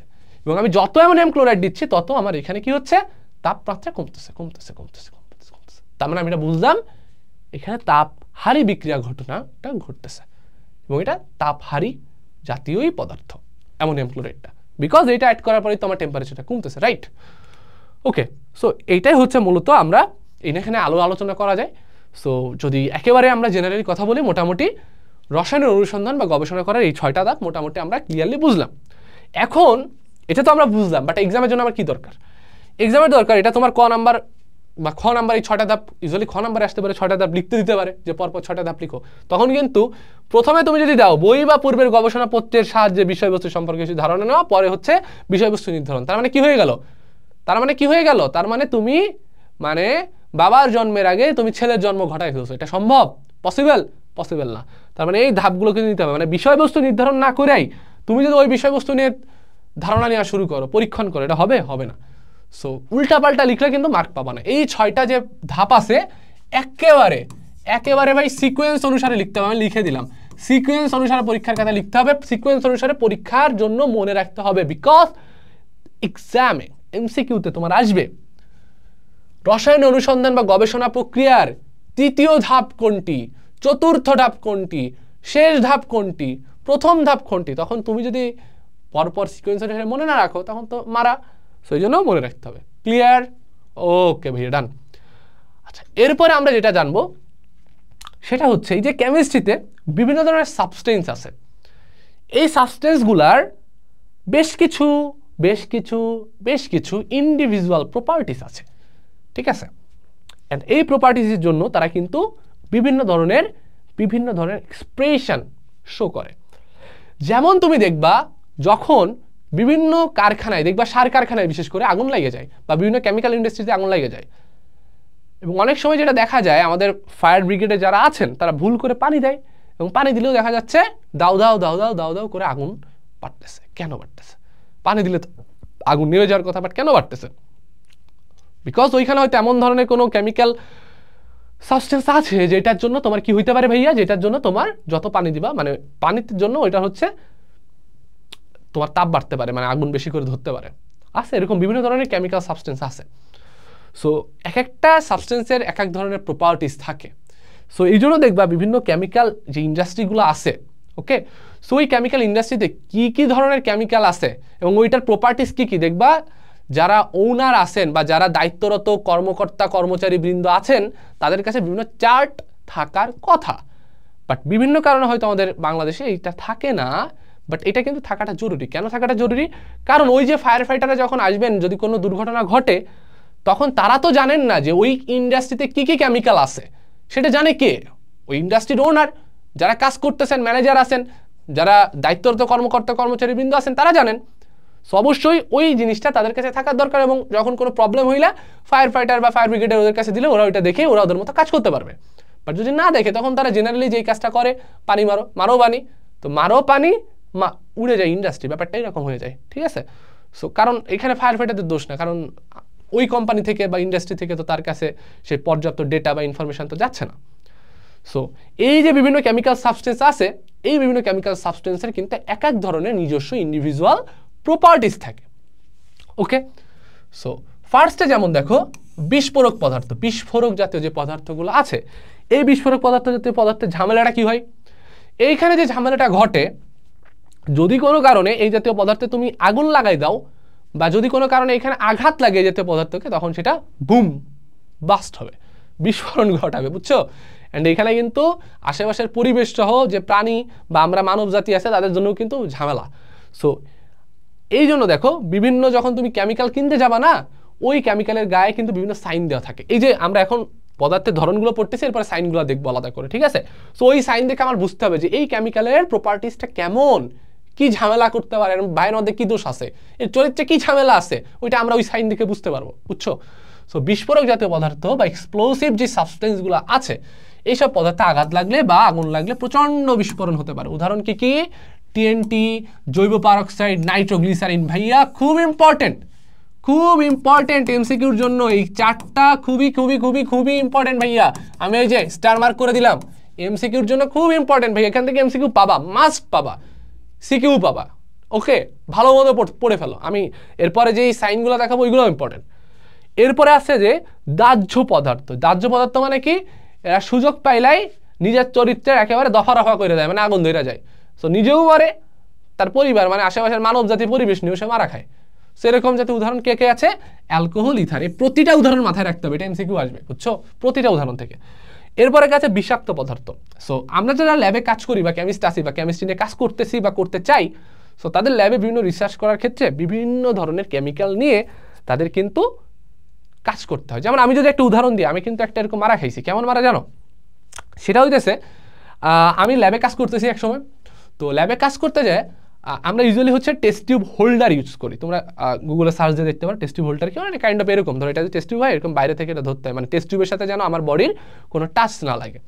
সো আমার টাইম শেষ হয়ে আসতেছে, সো আমার একটা এক্সপেরিমেন্ট করতে হচ্ছে, মানে আমি একটা কাজ করতেছি আর কি, স্যাম্পল অ্যানালিসিস করতেছি। স্যাম্পলিং করার সময় যে ঝামেলাটা, এখন টাইম শেষ হচ্ছে, বাট তার আগে আমি কাজটা করে বেরোইতে হবে। সো দ্রুত কাজটা করার জন্য আমি বললাম দূর টেস্ট টিউব ওই হোল্ডার লাগবো না, একেবারে ডিরেক্ট টেস্ট টিউব ধরেই কাজ করি। এখন টেস্ট টিউব নিয়ে আমি হচ্ছে এবার বাইরে থেকে রিয়েজেন্ট অ্যাড করতেছি, মানে হচ্ছে অ্যামোনিয়া আর হইতেছে আরেকটা মেবি কি অ্যাসিড অ্যাড করতেছিলাম, ঠিক আছে। সো কনসেন্ট্রেটেড অ্যামোনিয়া, মানে যে একেবারে গাঢ় যে অ্যামোনিয়াটা ছিল, আর বাইরে থেকে অ্যাসিড দিচ্ছিলাম। তো ওইটা দেওয়ার সময় যখন যে ঘটনাটা ঘটলো সেটা হচ্ছে আমার এই যে আঙুলটা দেখতেছো না, এই আঙুলের এইখানে তোমার হচ্ছে ওইখান থেকে অ্যামোনিয়া, কনসেন্ট্রেটেড অ্যামোনিয়া অ্যাসিড ওইখানে আবার আঙুলে পড়লো। সো আমি তো তখন কাজ করতেছি, বাট তখন হালকা হালকা জ্বললো, বাট আমি অত গুরুত্ব দিই নাই। বাট যখন ল্যাব থেকে বেরোইলাম তখন দেখলাম এখানে খুব তীব্র জ্বালা পোড়া হচ্ছে, খুব তীব্র জ্বালা পোড়া হচ্ছে, এবং সার্টেন টাইম পরে যে কিছু সময়ের মধ্যে দ্রুতই এখানেটা হলুদ হয়ে গেল, এই যে এই জায়গাটা তো হলুদ হয়ে গেছিলো, টোটালি হলুদ হলো, হলুদ উঠলো, এবং হলুদ হয়ে পরে এখান থেকে চামড়া উঠে গেল, অ্যান্ড পরে এখান থেকে আস্তে আস্তে দেখলাম মাংস উঠে গেল, বুঝছো, মাংস উঠে আসলো এখান থেকে। অ্যান্ড খুব জ্বালা পোড়া হচ্ছিলো, মানে খুব, আমার 2 দিন ধরে প্রচুর জ্বালা পোড়া হয়েছে, অ্যান্ড এখানে কিছু ধরতেও পারতাম না। তারপরে আমি ডাক্তারের সাথে কথা বলে আর কি এখানে মেডিসিন নিলাম, তারপর হচ্ছে ওষুধ টষুধ লাগাইলাম, মলম লাগাইলে মোটামুটি ঠিক। তো পরে যখন আমি ল্যাবে কথা বললাম, টিচারে জানালাম, তখন দিলেন আমার এক ঝাড়ি।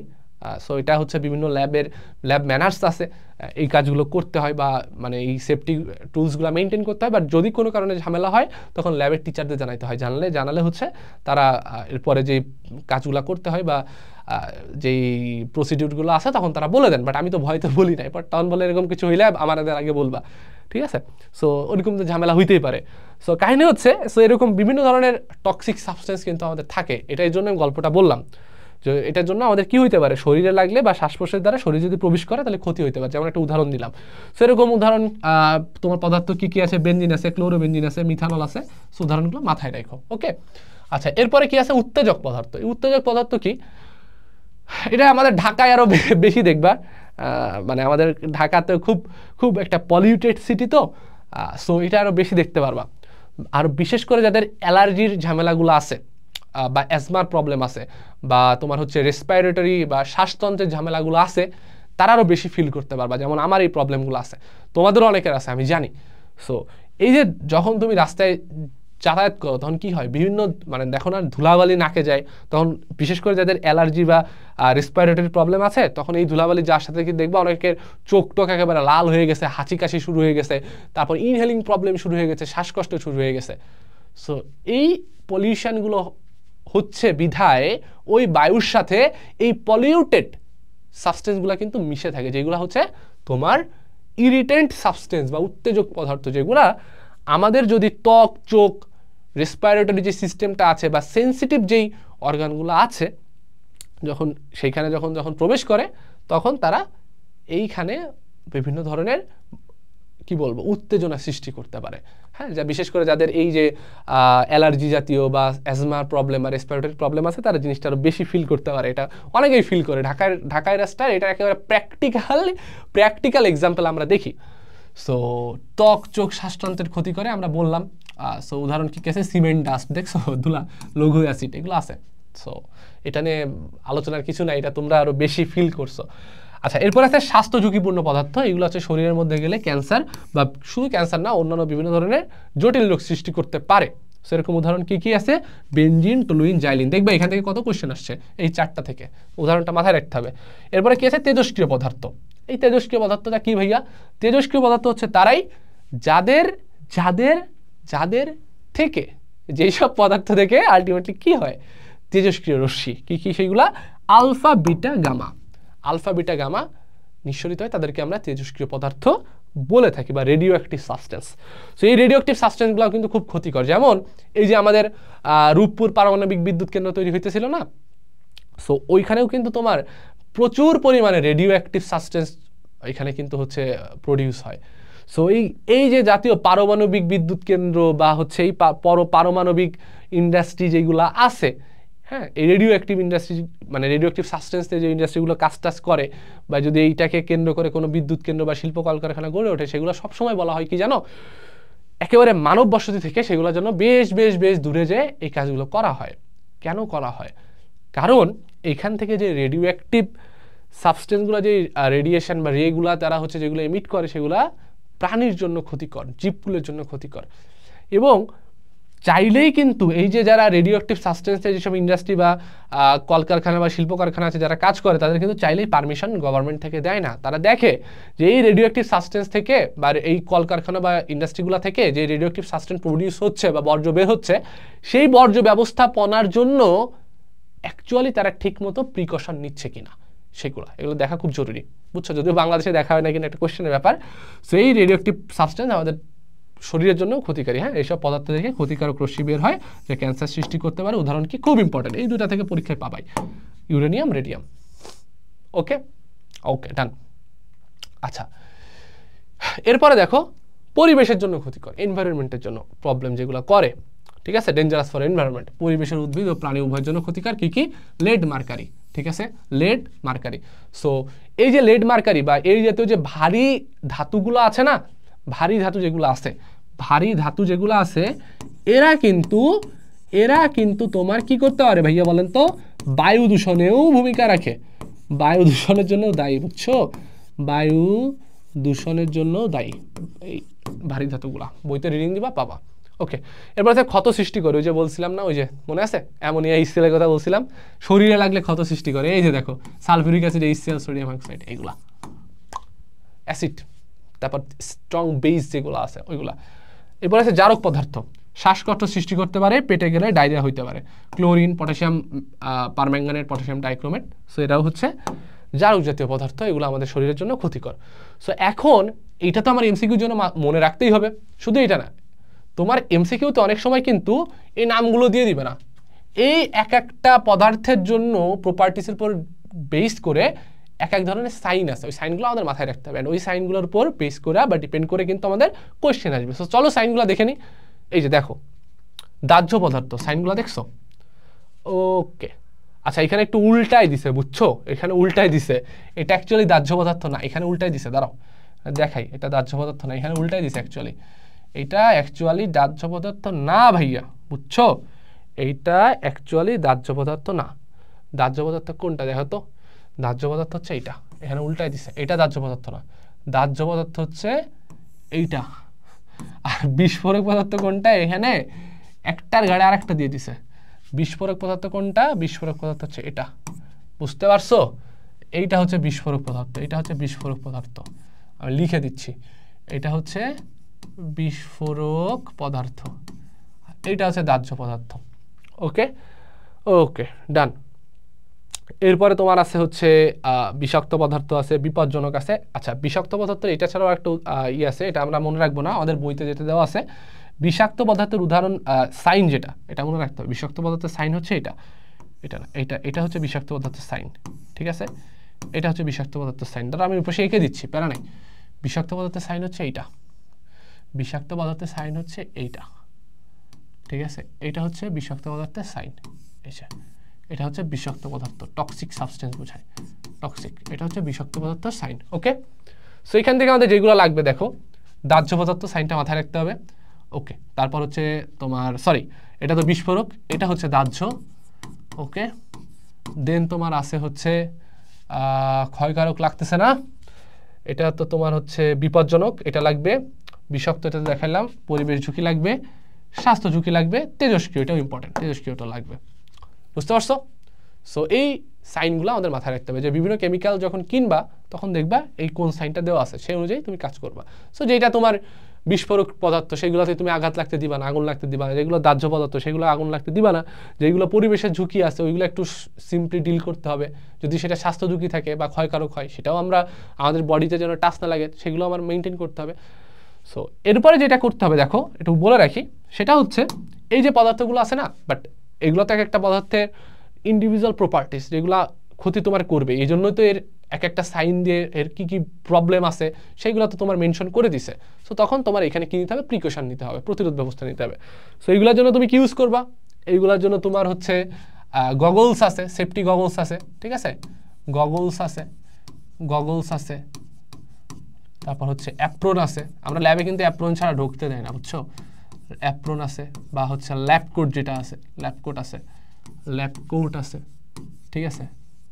তারপর হচ্ছে মাস্ক আছে, বিভিন্ন ল্যাবে বিভিন্ন মাস্ক ইউজ করা হয়, ঠিক আছে? মাস্ক আছে, গ্লাভস আছে, ঠিক আছে, গ্লাভস আছে। সো এইগুলো কিন্তু আমাদের সেফটি টুলস হিসেবে ইউজ করতে হয় ল্যাবে। সেফটি টুলস, সেফটি টুলস, ওকে ভাইয়া, এগুলো আমাদের ল্যাবে ইউজ করতে হয়।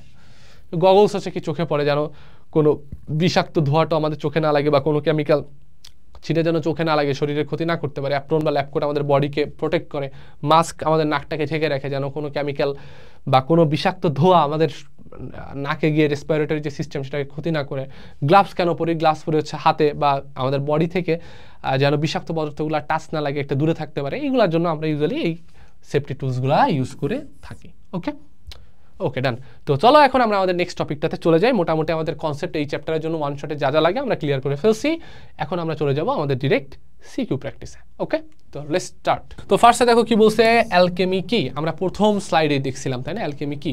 অ্যালকেমি হচ্ছে তোমার মধ্যযুগীয় আরব যে বিজ্ঞানী বা দার্শনিকগণ রসায়ন নিয়ে যেই চর্চাটা করতেন সেটাকে আমরা বলতাম হচ্ছে অ্যালকেমি। এটা আমাদের স্লাইডেই আছে। ওকে, পাকা আম খেতে মিষ্টি লাগে কেন? কারণ হচ্ছে এইখানে অ্যাসিডগুলা কি হয় পাকা আমে? অ্যাসিডগুলা হচ্ছে গ্লুকোজ প্লাস ফ্রুক্টোজে কনভার্ট হয়ে যায়, তাই না? তাই মিষ্টি লাগে। ফ্রুক্টোজে দেখছো সব স্লাইডে কিন্তু আমরা আলোচনা করছি, যা যা আমরা এখানে সিকিউ দেখতে পাচ্ছি, ঠিক আছে, পরিণত হয়। ওকে, এরপরে কি আছে? উদ্দীপকের কোন সাংকেতিক চিহ্ন ইথার ও জৈব পারক্সাইডের জন্য উপযোগী? সো ইথার, জৈব পারক্সাইড, এগুলা কি ধরনের পদার্থ ছিল ভাইয়া? মনে করে দেখেন, ইথার, জৈব পারক্সাইড এরা কোন ধরনের পদার্থ ছিল দেখেন তো ভাইয়া, একটু দেখেন। ফার্স্টে চলে আসি, বিস্ফোরক পদার্থ। দেখো এই যে জৈব পারক্সাইড, এখানে ইথারও অ্যাড করে দাও, ইথার যেহেতু দিছে, ইথার ও জৈব পারক্সাইড, ঠিক আছে। ও সরি, একটু দাঁড়াও, ইথার তো এটা, ইথার অ্যালকোহল, ইথার তো এখানে আছে। তাহলে ইথার বলছে, আমি একই সাথে গুলাই ফেলছি। সো ইথার যেহেতু বলছে, সো এটা হচ্ছে দাহ্য পদার্থ। বিস্ফোরক যেহেতু বলছে, তোমার হচ্ছে জৈব পারক্সাইড যেহেতু বলছে, সেটা হচ্ছে বিস্ফোরক পদার্থ, তাই তো? তাহলে ভাইয়া জৈব পারক্সাইডের জন্য তোমার কোন সাইনটা যাবে? এই যে বিস্ফোরক এইটা। তারপর ইথারের জন্য কোনটা যাবে? যেহেতু দাহ্য, এটা যাবে। তাহলে চলো তো ভাইয়া একটু দেখে ফেলি, এই যে তাহলে এই সাইনটা যাবে হচ্ছে ইথারের জন্য, রাইট ভাইয়া? এটা যাবে ইথারের জন্য। ওকে ভাইয়া, আচ্ছা দাঁড়াও, এটা যাবে হচ্ছে ইথারের জন্য, এটা যাবে হচ্ছে ইথারের জন্য, ঠিক আছে। ওকে ভাইয়া, আর তোমার হচ্ছে জৈব পারক্সাইডের জন্য কোনটা যাবে? বিস্ফোরক পদার্থ, এইটা যাবে হচ্ছে জৈব পারক্সাইডের জন্য, জৈব পারক্সাইডের জন্য। বোঝা গেছে কেন? কারণ জৈব পারক্সাইড বিস্ফোরক জাতীয় পদার্থ, ইথার হচ্ছে দাহ্য পদার্থ। এই যে উপযোগী কেন ব্যাখ্যা করো। সো এবার আমরা এক্সপ্লেনেশন তো ক্লাসে দেখছি, ওইটা লিখে ফেলবা। এরপরে বলছে উদ্দীপকের 2 ও 3 নং সাংকেতিক চিহ্ন বিশিষ্ট পদার্থের ঝুঁকির মাত্রা ও সাবধানতা আলোচনা করো। 2 আর 3, 2 কোনটা? 2 এটা, 3 এইটা। সো 2 নাম্বার কোনটা বলো তো ভাইয়া? তেজস্ক্রিয় পদার্থ তোমার হচ্ছে ডিফাইন করে, তাই না? আমরা দেখে আসছিলাম, 2টা হচ্ছে তেজস্ক্রিয় পদার্থ। আর 3 নাম্বারটা কিসের জন্য ভাইয়া? 3 নাম্বারটা হচ্ছে তোমার স্বাস্থ্য ঝুঁকি আছে এমন পদার্থ, তাই না? স্বাস্থ্য ঝুঁকি পূর্ণ পদার্থ, তাই না ভাইয়া? আমরা দেখে আসছিলাম 3 নাম্বারটা। সো এরকম তেজস্ক্রিয় পদার্থ আমরা দেখছিলাম কি ছিল। এই যে দেখো এখানে আমরা উদাহরণ দিয়ে আসছি, কি প্রবলেম হয় সেটাও দেখছি।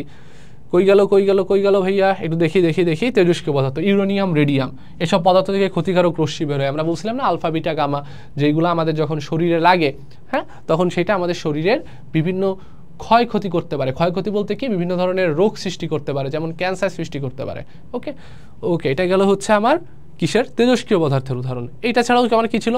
স্বাস্থ্য ঝুঁকি যেগুলো করে সেইটার উদাহরণ ছিল, স্বাস্থ্য ঝুঁকিপূর্ণ উদাহরণ। এগুলো কি? বেনজিন, টলুইন, জাইলিন, উদাহরণ আমরা লিখবো। সো স্বাস্থ্য ঝুঁকিপূর্ণ পদার্থ বলো, রেডিও অ্যাক্টিভ সাবস্টেন্স বলো, এগুলো মূলত আমাদের শরীরে বিভিন্ন রোগ ব্যাধি সৃষ্টি করতে পারে, যেগুলো আমাদের স্বাস্থ্যের জন্য ক্ষতিকর।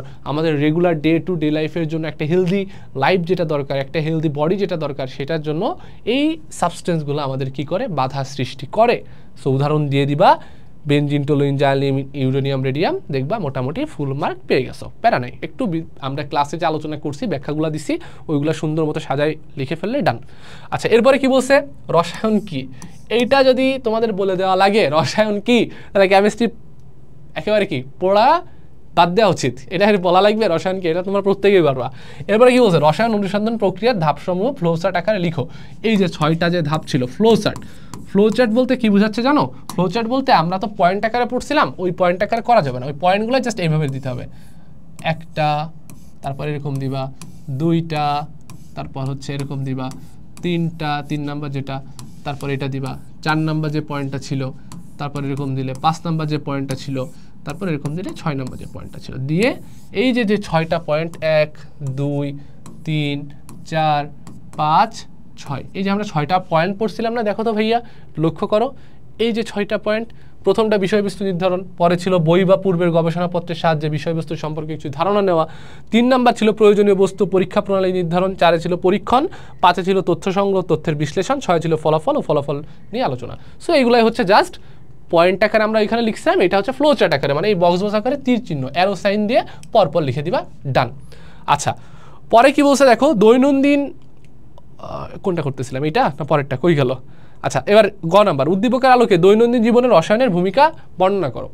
সো দৈনন্দিন জীবনে আমাদের কেমিস্ট্রির যে কন্ট্রিবিউশন, সেইটা আমার এই উদ্দীপকের আলোকে ব্যাখ্যা করতে বলছে। সো দেখো এখানে কি আছে, কসমেটিক সামগ্রী, পরিষ্কারক সামগ্রী, কৃষিক্ষেত্র, চিকিৎসা ক্ষেত্র। সো আমরা এক এক করে ব্যাখ্যা করতে পারি। কসমেটিক সামগ্রীর কথা যদি আমরা বলি, হ্যাঁ, সো আমাদের সাজগোজের জন্য, ঠিক আছে, বিশেষ করে আমাদের যারা মা বোন যারা আছেন, তারা যারা একটু সাজাগোজা করতে পছন্দ করে, সাজুগুজি করতে পছন্দ করে, তাদের জন্য এই কসমেটিক সামগ্রীগুলো দরকার হয়। এখন এইখানে কিভাবে ভাইয়া কেমিস্ট্রিটা গুরুত্বপূর্ণ, দেখো একটু বোঝার চেষ্টা করো। আমরা বিভিন্ন পাউডার ইউজ করি, বিভিন্ন লোশন ইউজ করি, বিভিন্ন ক্রিম ইউজ করি, তাই না? সো এই যে বিভিন্ন কসমেটিক সামগ্রীগুলো আছে, বা অনেকে যারা হচ্ছে বিউটি পার্লারে যায়, বিভিন্ন মেকআপ রিলেটেড যেই তারা যেই সামগ্রীগুলো আছে, যেগুলো তারা ইউজ করে নিজেদের সেলফ ডেকোরেশনের জন্য, সো এইগুলা আমাদের এমনভাবে তৈরি করতে হয়, একটা নির্দিষ্ট লেভেলে কি মেনটেন করতে হয় ভাইয়া, নির্দিষ্ট লেভেলের এখানে আমাদের কি নির্দেশ করতে হয় ভাইয়া, একটা পিএইচ মেনটেন করা লাগে, বুঝছো? একটা পিএইচ মেনটেন করা লাগে। কেন ভাইয়া পিএইচ মেনটেন করা লাগে? কারণ আমাদের ত্বকের তো একটা নির্দিষ্ট সহনশীলতা আছে। যদি ওই সহনশীলতার থেকে ক্রস করে যায়, তাহলে অবশ্যই সেটা আমাদের ত্বকের জন্য ক্ষতিকর হয়ে যাবে, কারণ এটা খুব একটা সেন্সিটিভ একটা পদার্থ। আমাদের ত্বক কি খুবই সেন্সিটিভ। সো তুমি এইখানে যাই বা যেই কেমিক্যালি ইউজ করো না কেন, তোমার মাথায় রাখতে হবে এটা যেন আমার ত্বকের ক্ষতি না করে। ওকে, সো এই অ্যাকচুয়ালি কসমেটিক সামগ্রী তো কোনো কেমিক্যাল কম্পাউন্ড ছাড়া তার কোনো কিছু না। সো আমার মাথায় রাখতে হবে এই কসমেটিক সামগ্রীর ক্ষেত্রে আমার পিএইচটা এমনভাবে মেনটেন করা লাগবে যেটা আমার যদি স্কিনে যায়, স্কিনের জন্য যেন ক্ষতিকর না হয়ে দাঁড়ায়। এরপরে দেখো পরিষ্কারক সামগ্রী কি কি আছে ভাইয়া? তোমার বিভিন্ন ধরনের আমরা গ্লাস ক্লিনার ইউজ করি, তাই না? তারপর হচ্ছে বিভিন্ন ধরনের কাপড় কাচার জন্য আমরা বিভিন্ন ধরনের পাউডার ইউজ করি, তারপর হচ্ছে আমরা যদি বলি ব্লিচিং পাউডার ইউজ করি। সো এই যে তোমার হচ্ছে পরিষ্কারক যে সামগ্রীগুলো আছে, ঠিক আছে, তারপর আমরা টয়লেট ক্লিনার যেগুলো ইউজ করি, যেখানে তোমার অ্যাকচুয়ালি বিভিন্ন ধরনের স্ট্রং বেজ ইউজ করা হয়ে থাকে, ঠিক আছে, সোডিয়াম হাইড্রোক্সাইড ইউজ করা হয়ে থাকে। সো এই পরিষ্কারক সামগ্রী আমাদের ঘর বাড়ি বলো কিংবা আমাদের আসবাবপত্র বলো, এগুলো পরিষ্কার করতে যেই আমরা জিনিসপত্রগুলো ইউজ করে থাকি, কেমিক্যাল ইউজ করে থাকি, সেখানেও কিন্তু কেমিস্ট্রির ব্যবহার আছে। এরপরে দেখো কৃষিক্ষেত্র নিয়ে আমরা ইতিমধ্যে খুব ভালো একটা আলোচনা করে ফেলছি। ওই যে ফার্টিলাইজার যে পার্টটা ছিল, সার যেটা ছিল, ওটা নিয়ে কিন্তু আলোচনা করছি। এরপর আছে চিকিৎসা ক্ষেত্র। দেখো ভাইয়া, চিকিৎসা ক্ষেত্র নিয়েও আমরা কিন্তু একটা আলোচনা করছি, ওই যে অ্যান্টাসিড নিয়ে। এছাড়াও তুমি যদি দেখো আমাদের হচ্ছে আমরা যদি বলি যে বিভিন্ন যখন আমরা ডাক্তারের কাছে যাই, তখন তারা কি করেন, আমাদের ওষুধ প্রেসক্রাইব করেন। সো আমাদের বডির জন্য ওই ওষুধেরও কিন্তু এক একটা তোমার ঘনমাত্রা, পিএইচ, এগুলা কিন্তু কি করতে হয়, এগুলা কিন্তু মেনটেইন করা লাগে, তাই না? কেন মেনটেন করা লাগে? কারণ সেটা তো আমার বডির ভেতরে চলে যাচ্ছে, পাকস্থলিতে যাচ্ছে, এইখানে ভিতরে ইন্টেস্টাইনাল বিভিন্ন পার্ট আছে যেগুলো খুব সেন্সিটিভ। সো সেটা যেন তোমার কোনো ক্ষতিগ্রস্ত না হয়, সেইভাবে ওষুধটা তৈরি করতে লাগে। মানে ওষুধটা তৈরি করো কি জন্য? তোমার রোগ থেকে মুক্তি পাওয়ার জন্য। আর ওই ওষুধ খেয়ে যদি তোমার বডির উল্টে ক্ষতি হয়, তাহলে বিপজ্জনক না? তাহলে অবশ্যই বিভিন্ন ধরনের কনসেন্ট্রেশন, পিএইচ, এগুলো আমাদের কি করতে হয়, মেনটেইন করা লাগে। এবং এক একটা বিভিন্ন আণবিক বিন্যাস ওষুধের জন্য আমাদের কি করতে হয়, আমাদের মেনটেন করা লাগে। বুঝতে পারছো ঘটনাটা? কারণ সব ওষুধ তো আমাদের বডিতে যে কাজ করবেই এমন তো কোনো কথা নেই। আমরা জিনিসটা যত সহজে মনে করি, ঘটনাগুলো কিন্তু অতটা সহজও না। তাহলে আমরা বুঝলাম কিভাবে কসমেটিক সামগ্রী, পরিষ্কার সামগ্রী, কৃষিক্ষেত্রে, চিকিৎসা ক্ষেত্রে কেমিস্ট্রি ভূমিকা রেখে চলেছে। এরপরে আছে দৈনন্দিন জীবনে উদ্দীপকে উল্লেখিত রাসায়নিক দ্রব্যের অতিরিক্ত ব্যবহার পরিবেশের ক্ষতি সাধন করে কিভাবে ব্যাখ্যা করো। আচ্ছা, তো ফার্স্টে দেখো, আমরা যদি কৃষিক্ষেত্রের কথাটা দিয়ে বলি, এখানে আমরা যদি অতিরিক্ত সার ইউজ করি, তাহলে কি ঘটনা ঘটতে পারে? দেখো, যদি আমরা অতিরিক্ত সার ব্যবহার করি, তাহলে এই বৃষ্টির পানিতে এই সারটা ধুয়ে কোথায় চলে যেতে পারে, বৃষ্টির পানি আসবে, সেইটা থেকে তোমার চলে যাবে বিভিন্ন জলাশয়, তাই না? তো জলাশয় যখন যাবে, সো জলাশয়েরও কিন্তু নির্দিষ্ট একটা পানির একটা নির্দিষ্ট পিএইচ আছে, যেই পিএইচের পরে ডিপেন্ড করেই ওই জলাশয়ে বিভিন্ন ধরনের মাছ বলো বা বিভিন্ন ধরনের প্লাঙ্কটন বলো, হ্যাঁ, জুও প্লাঙ্কটন বলো বা ফাইটো প্লাঙ্কটন বলো, বিভিন্ন ধরনের জীব অনুজীব তারা হচ্ছে বেঁচে থাকে। সো যখন তুমি এক্সট্রা বা এক্সেসিভ লেভেলে তুমি হচ্ছে সার ইউজ করবা, তখন বৃষ্টির পানিতে ওইগুলো ধুয়ে ধুয়ে ধুয়ে ধুয়ে আশেপাশে বিভিন্ন জলাশয়ে চলে যাবে, পানিকে দূষিত করে ফেলবে, অ্যান্ড ওইখানে যে বসবাসরত জীবগুলো ছিল তারা মারা যাবে। এছাড়াও কি হয়, তুমি যদি কৃষিক্ষেত্রে এক্সট্রা সার ইউজ করো তাহলে হচ্ছে জমির উর্বরতাও কিন্তু নষ্ট হয়ে যায়। কেন জমির উর্বরতা নষ্ট হয়ে যায়? কারণ ভাইয়া ওইখানে যে অণুজীবগুলো আছে যারা তোমার হচ্ছে জমির উর্বরতা বৃদ্ধি করতেছিল, এক্সট্রা সার কি এটা কেমিক্যাল কম্পাউন্ড ছাড়া তার কোনো কিছু না। সো ওইগুলা কি করে, ওই ব্যাকটেরিয়াগুলোকে মেরে ফেলে। সো জমির উর্বরতাও তোমার আলটিমেটলি কি হয়ে যেতে পারে, নষ্ট হয়ে যেতে পারে। সো পরিষ্কার সামগ্রী বলো, কসমেটিক সামগ্রী বলো, এইগুলাও তো এক ধরনের তোমার কেমিক্যাল কম্পাউন্ড। সো তুমি যদি এইগুলো এক্সেসিভ লেভেলে ইউজ করো তাহলে তোমার কি হইতে পারে, বাড়িঘরের ক্ষতি হইতে পারে। ঠিক আছে, বাড়িঘরের ক্ষতি কীভাবে হতে পারে, ধরো তোমার যতটুকু পরিষ্কারক সামগ্রী বা টয়লেট ক্লিনার ইউজ করার কথা তুমি তার থেকে বেশি ইউজ করতেছো। তো বেশি ইউজ করলে কি হবে, ওইটা কি মেইনলি তো বেসিক কম্পাউন্ড, আমি তো তোমাদের বলছি স্ট্রং বেস ইউজ করে, তাই না? সো তুমি যখন রেগুলারলি এই এক্সেস লেভেলে ব্যবহার করতেছো, তখন তোমার বাড়িতে যদি কোনো টাইলস দিয়ে তৈরি হয় বা যেই সিমেন্ট বা বালি তোমার হচ্ছে টাইলস যা দিয়ে তৈরি হোক না কেন, তখন সেটা কি হয়, আস্তে আস্তে আস্তে আস্তে আস্তে আস্তে রেগুলার ক্ষয় হইতে থাকে।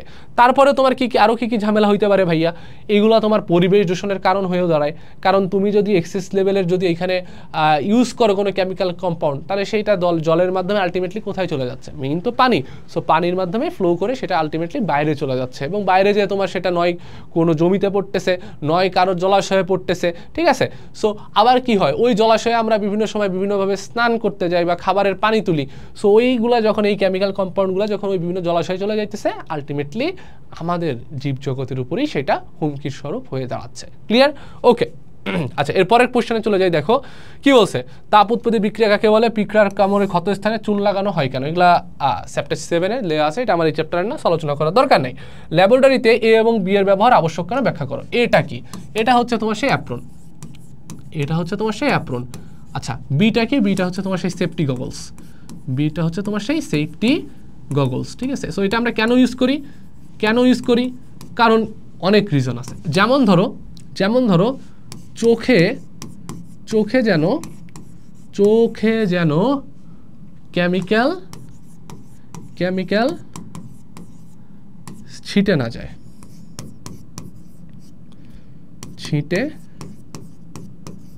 যায়, আচ্ছা, তারপরে কেন ইউজ করি ভাইয়া সেফটি গগলস? আরও কেন ইউজ করতে পারি, বিষাক্ত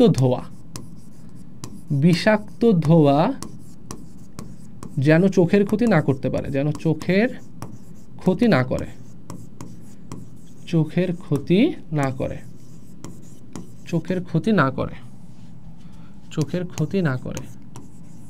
ওকে, আচ্ছা, তারপর হচ্ছে তোমার অ্যাপ্রন আমরা কেন ইউজ করি? আচ্ছা, যেই আমরা অ্যাসিড অর বেসগুলো নিয়ে কাজ করি, অ্যাসিড অর বেস আমাদের শরীরে লেগে যেন ক্ষত সৃষ্টি না করে। সো এরকম আরো অনেক উদাহরণ তোমরা দিতে পারবা, আরো সুন্দর মতো দিতে পারবা। ঠিক আছে, সো ল্যাবে আমরা আরো তোমার হচ্ছে বিভিন্ন ইউজুয়ালি অনেক বার্নার নিয়ে কাজ করা লাগে, মানে হচ্ছে আগুন নিয়ে কাজ করা লাগে। সো যখন তুমি কোনো কিছু ওইখানে বার্ন করতেছো, হ্যাঁ, সেই বার্ন থেকে যেন তোমার কোনোভাবে কোনো টক্সিক সাবস্টেন্স বা কোনো ভ্যাপার বলো বা ধোঁয়া বলো সেটা আমাদের যেন চোখে না যায়। ওকে, তারপর যখন আমরা কোনো কিছু হিট করতেছি বা কোনো কেমিক্যাল যখন আমরা নিয়ে এক্সপেরিমেন্ট করতেছি, সেটা যদি এক্সোথার্মিক বা তাপ উৎপাদী হয়, সেই কেমিক্যালটা ছিটে বা তার কোনো টক্সিক পার্ট যেন আমাদের বডিতে না লাগে, আমাদের স্কিনে না লাগে, আমাদের চোখে যেন না যায়, তাই আমাদের এই সেফটি টুলসগুলো এ বি আমরা ইউজ করে থাকি। এরপরে বলছে বর্তমান প্রেক্ষাপটে সি এর ব্যবহার অত্যন্ত গুরুত্বপূর্ণ, ব্যাখ্যা করো। সিটা কি ভাইয়া? সিটা হচ্ছে মাস্ক। তো ভাইয়া মাস্ক কেন ইউজ করি? আমরা আগেই বলছি, মাস্ক ইউজ করার মেইন কারণটা হচ্ছে আমাদের রেসপিরেটরি সিস্টেমটাকে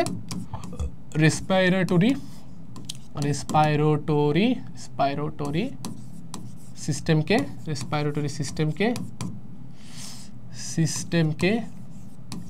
প্রোটেক্ট করা, রেসপিরেটরি সিস্টেমকে প্রোটেক্ট করা। মাস্কের এটা মেইন কাজ, প্রোটেক্ট করা। এটার মেইন কাজ হচ্ছে কি রেসপিরেটরি সিস্টেমকে প্রোটেক্ট করা। অর্থাৎ এই যে বিভিন্ন ধরনের ধুলাবালি আছে, হ্যাঁ, ডাস্ট আছে, যেগুলোর মাধ্যমে বিভিন্ন পলিউটেন্টস আছে, বিভিন্ন ধরনের ব্যাকটেরিয়া আছে, বিভিন্ন ধরনের ভাইরাস আছে, এইগুলো যেন আমাদের নাকের মাধ্যমে যে সরাসরি আমাদের ফুসফুসে বা বিভিন্ন যে আমাদের রেসপিরেটরি যে পার্টগুলো আছে ওইগুলোকে যেন অ্যাটাক করতে না পারে। এরপরেও দেখো এটা আমাদের বর্তমান প্রেক্ষাপট বলতে বিশেষ করে আমরা যদি এই যে কোভিডের যে টাইমটা গেল, প্যান্ডেমিকের যে টাইমটা গেল, হ্যাঁ, তো করোনা ভাইরাস, এই যে করোনা ভাইরাসের ক্ষেত্রে যে ঝামেলাটা ছিল সেটা হচ্ছে আমাদের এই নাকের আশেপাশে কিন্তু এক ধরনের রিসেপ্টর থাকে, ঠিক আছে? রিসেপ্টর নাম কি? রিসেপ্টরের নাম হচ্ছে ACE2 রিসেপ্টর। ব্যাপারটা বুঝো এখানে অ্যাকচুয়ালি ঘটনাটা কি হয়। সো কাহিনীটা হইতেছে যেটা, সেটা হচ্ছে এই যে ভাইরাসগুলো আমাদের অ্যাটাক করে, এই অ্যাটাক করার জন্য না তাদের নির্দিষ্ট একটা সাইট দরকার হয়, নির্দিষ্ট একটা সাইট বলতে কি বুঝাই ভাইয়া? সহজে যদি একটা উদাহরণ দিয়ে বুঝাই, তুমি মনে করো একটা বোতলের মুখ, ঠিক আছে? একটা বোতলের মুখ, ধরো সে বোতলটা সাপোজ হচ্ছে 5 লিটারের একটা বোতল, 5 লিটারের একটা বোতলের মুখ। ওই মুখটাকে তুমি 250 মিলিলিটার কোনো বোতলের মুখে কি ওইটা সেট করতে পারবা? পারবা না। অর্থাৎ নির্দিষ্ট একটা বোতলের জন্য একটা নির্দিষ্ট মুখ কিন্তু অলরেডি সেট করাই আছে, এবং ওই নির্দিষ্ট জায়গায় ওই মুখটা কি হবে? সেট করবে, রাইট? সেমভাবে এই একটা ভাইরাস না আমাদের বডির একটা পার্টে অ্যাটাক করতে পারে। কেন করতে পারে? কারণ ওই যে বোতলের মুখ যেমন একটা পার্টে সেট করে, একটা নির্দিষ্ট বোতলে তোমার হচ্ছে সেট আপ করতে পারে, ব্যাপারটা ওই রকমই। সো এই একটা ভাইরাস বিভিন্ন আমাদের বডির পার্টে তারা কি করতে পারে ভাইয়া? বাইন্ড হইতে পারে। সো এরকম ভাইরাস ছিল হচ্ছে করোনা ভাইরাস। সো ওই করোনা ভাইরাসের জন্য আমাদের বডির সাথে তাদের যদি অ্যাটাচ হইতে হয়, বাইন্ড হইতে হয়, তাদের একটা সাইট দরকার হয়। ওই সাইটটাকে আমরা বলতেছি হচ্ছে ACE2 receptor site. ACE2 receptor site, ঠিক আছে? ACE2 রিসেপ্টর সাইট, ঠিক আছে? ACE2 receptor site. এই রিসেপ্টর সাইটটা তাহলে কেমন ভাইয়া? ওই যে বোতলের মুখটা যেরকম একটা পার্টে লাগতেছিল, ব্যাপারটা হচ্ছে ওই রকম। আর তুমি এই করোনা ভাইরাসকে মনে করো ওই বোতলের মুখের সাথে, ওকে? তাহলে এই ACE2 রিসেপ্টর যেই জায়গায় আছে আমাদের বডিতে, সেই জায়গায় কি করতে পারবে? করোনা ভাইরাস ওই বোতলের মুখের মতো নিচে বসে যাইতে পারবে, অ্যাটাক করতে পারবে, অ্যাটাচ করতে পারবে, বাইন্ড করতে পারবে। সো এই রিসেপ্টরটা আমাদের কিন্তু এই নাক বা এই আশেপাশের এইসব অঞ্চলে কিন্তু আছে, এই যে নাকের বিশেষ করে এইখানে এইসব জায়গায়, ঠিক আছে? মানে জাস্ট বোঝানোর জন্য বলতেছি। সো এই জন্য ওই সময় বারবার আমাদের ডাক্তার বা সায়েন্টিস্টরা বলতেন মাস্ক ইউজ করো। কারণ এই নাকের মাধ্যমে তারা কিন্তু এই রিসেপ্টর সাইটটা যেহেতু এখানে বেশি, তারা কিন্তু এখানে ডিরেক্ট প্রবেশ করে আমাদের রেসপিরেটরি তোমার যে সিস্টেমটা সেখানে কিন্তু অ্যাটাক করতে পারে। এই জন্য মাস্ক কিন্তু শুধুমাত্র আমাদের বাইরের যে পলিউটেন্টসগুলো আছে সেগুলো থেকে রক্ষা করে না, এইরকম বিভিন্ন যে ক্ষতিকারক এবং ভয়ঙ্কর যে ভাইরাসগুলো আছে সেগুলো থেকেও কিন্তু আমাদের রক্ষা করতে পারে। কিভাবে? কারণ যেসব ভাইরাস আমাদের এই নাক বা এর আশেপাশে যে অঞ্চলে যে রিসেপ্টর সাইট আছে যেগুলোতে তারা বাইন্ড হয়ে আমাদের বডিকে অ্যাটাক করতে পারে, সেগুলো তো তোমার মাস্ক কি করতেছে? প্রোটেক্ট করতেছে না, ঢেকে দিচ্ছে না, তাহলে তো সেগুলো অ্যাটাক করতে পারবে না। তার মানে আমাদের বডিটা কি হবে? বেঁচে যাবে, ওকে?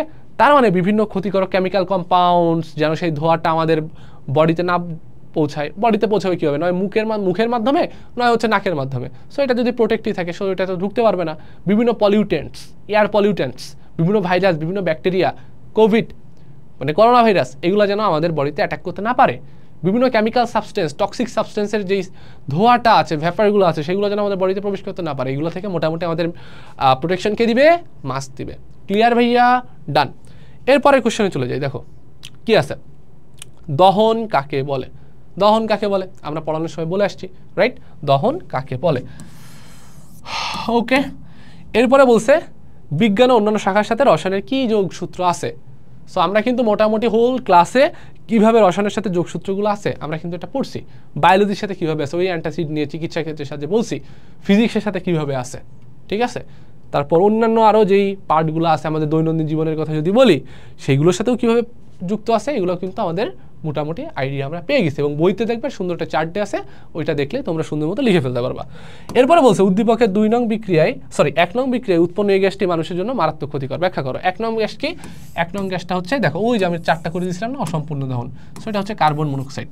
সো কার্বন মনোক্সাইড আমাদের বডির জন্য অনেক অনেক অনেক বেশি ক্ষতিকর। এবং কার্বন মনোক্সাইডকে কি বলা হয় জানো? এটাকে বলা হয় হচ্ছে নীরব ঘাতক। এটাকে বলা হয় হচ্ছে নীরব ঘাতক। সো এটা আমাদের বডিতে যায়, আমাদের বডিতে যে বিভিন্ন শ্বাস প্রশ্বাসে বিভিন্ন রোগ সৃষ্টি করে, আমাদের রেসপিরেটরি যেই সিস্টেম আছে সেটাকে অ্যাটাক করে। হ্যাঁ, আমাদের বডিতে হচ্ছে বিভিন্ন হার্মফুল কাজ যেগুলো আছে সেইগুলাই ঘটাইতে একাই যথেষ্ট। এবং আমাদের বডির যে পিসটাতে সেটাকেও চেঞ্জ করে দিতে পারে। বুঝতে পারছো ব্যাপারটা?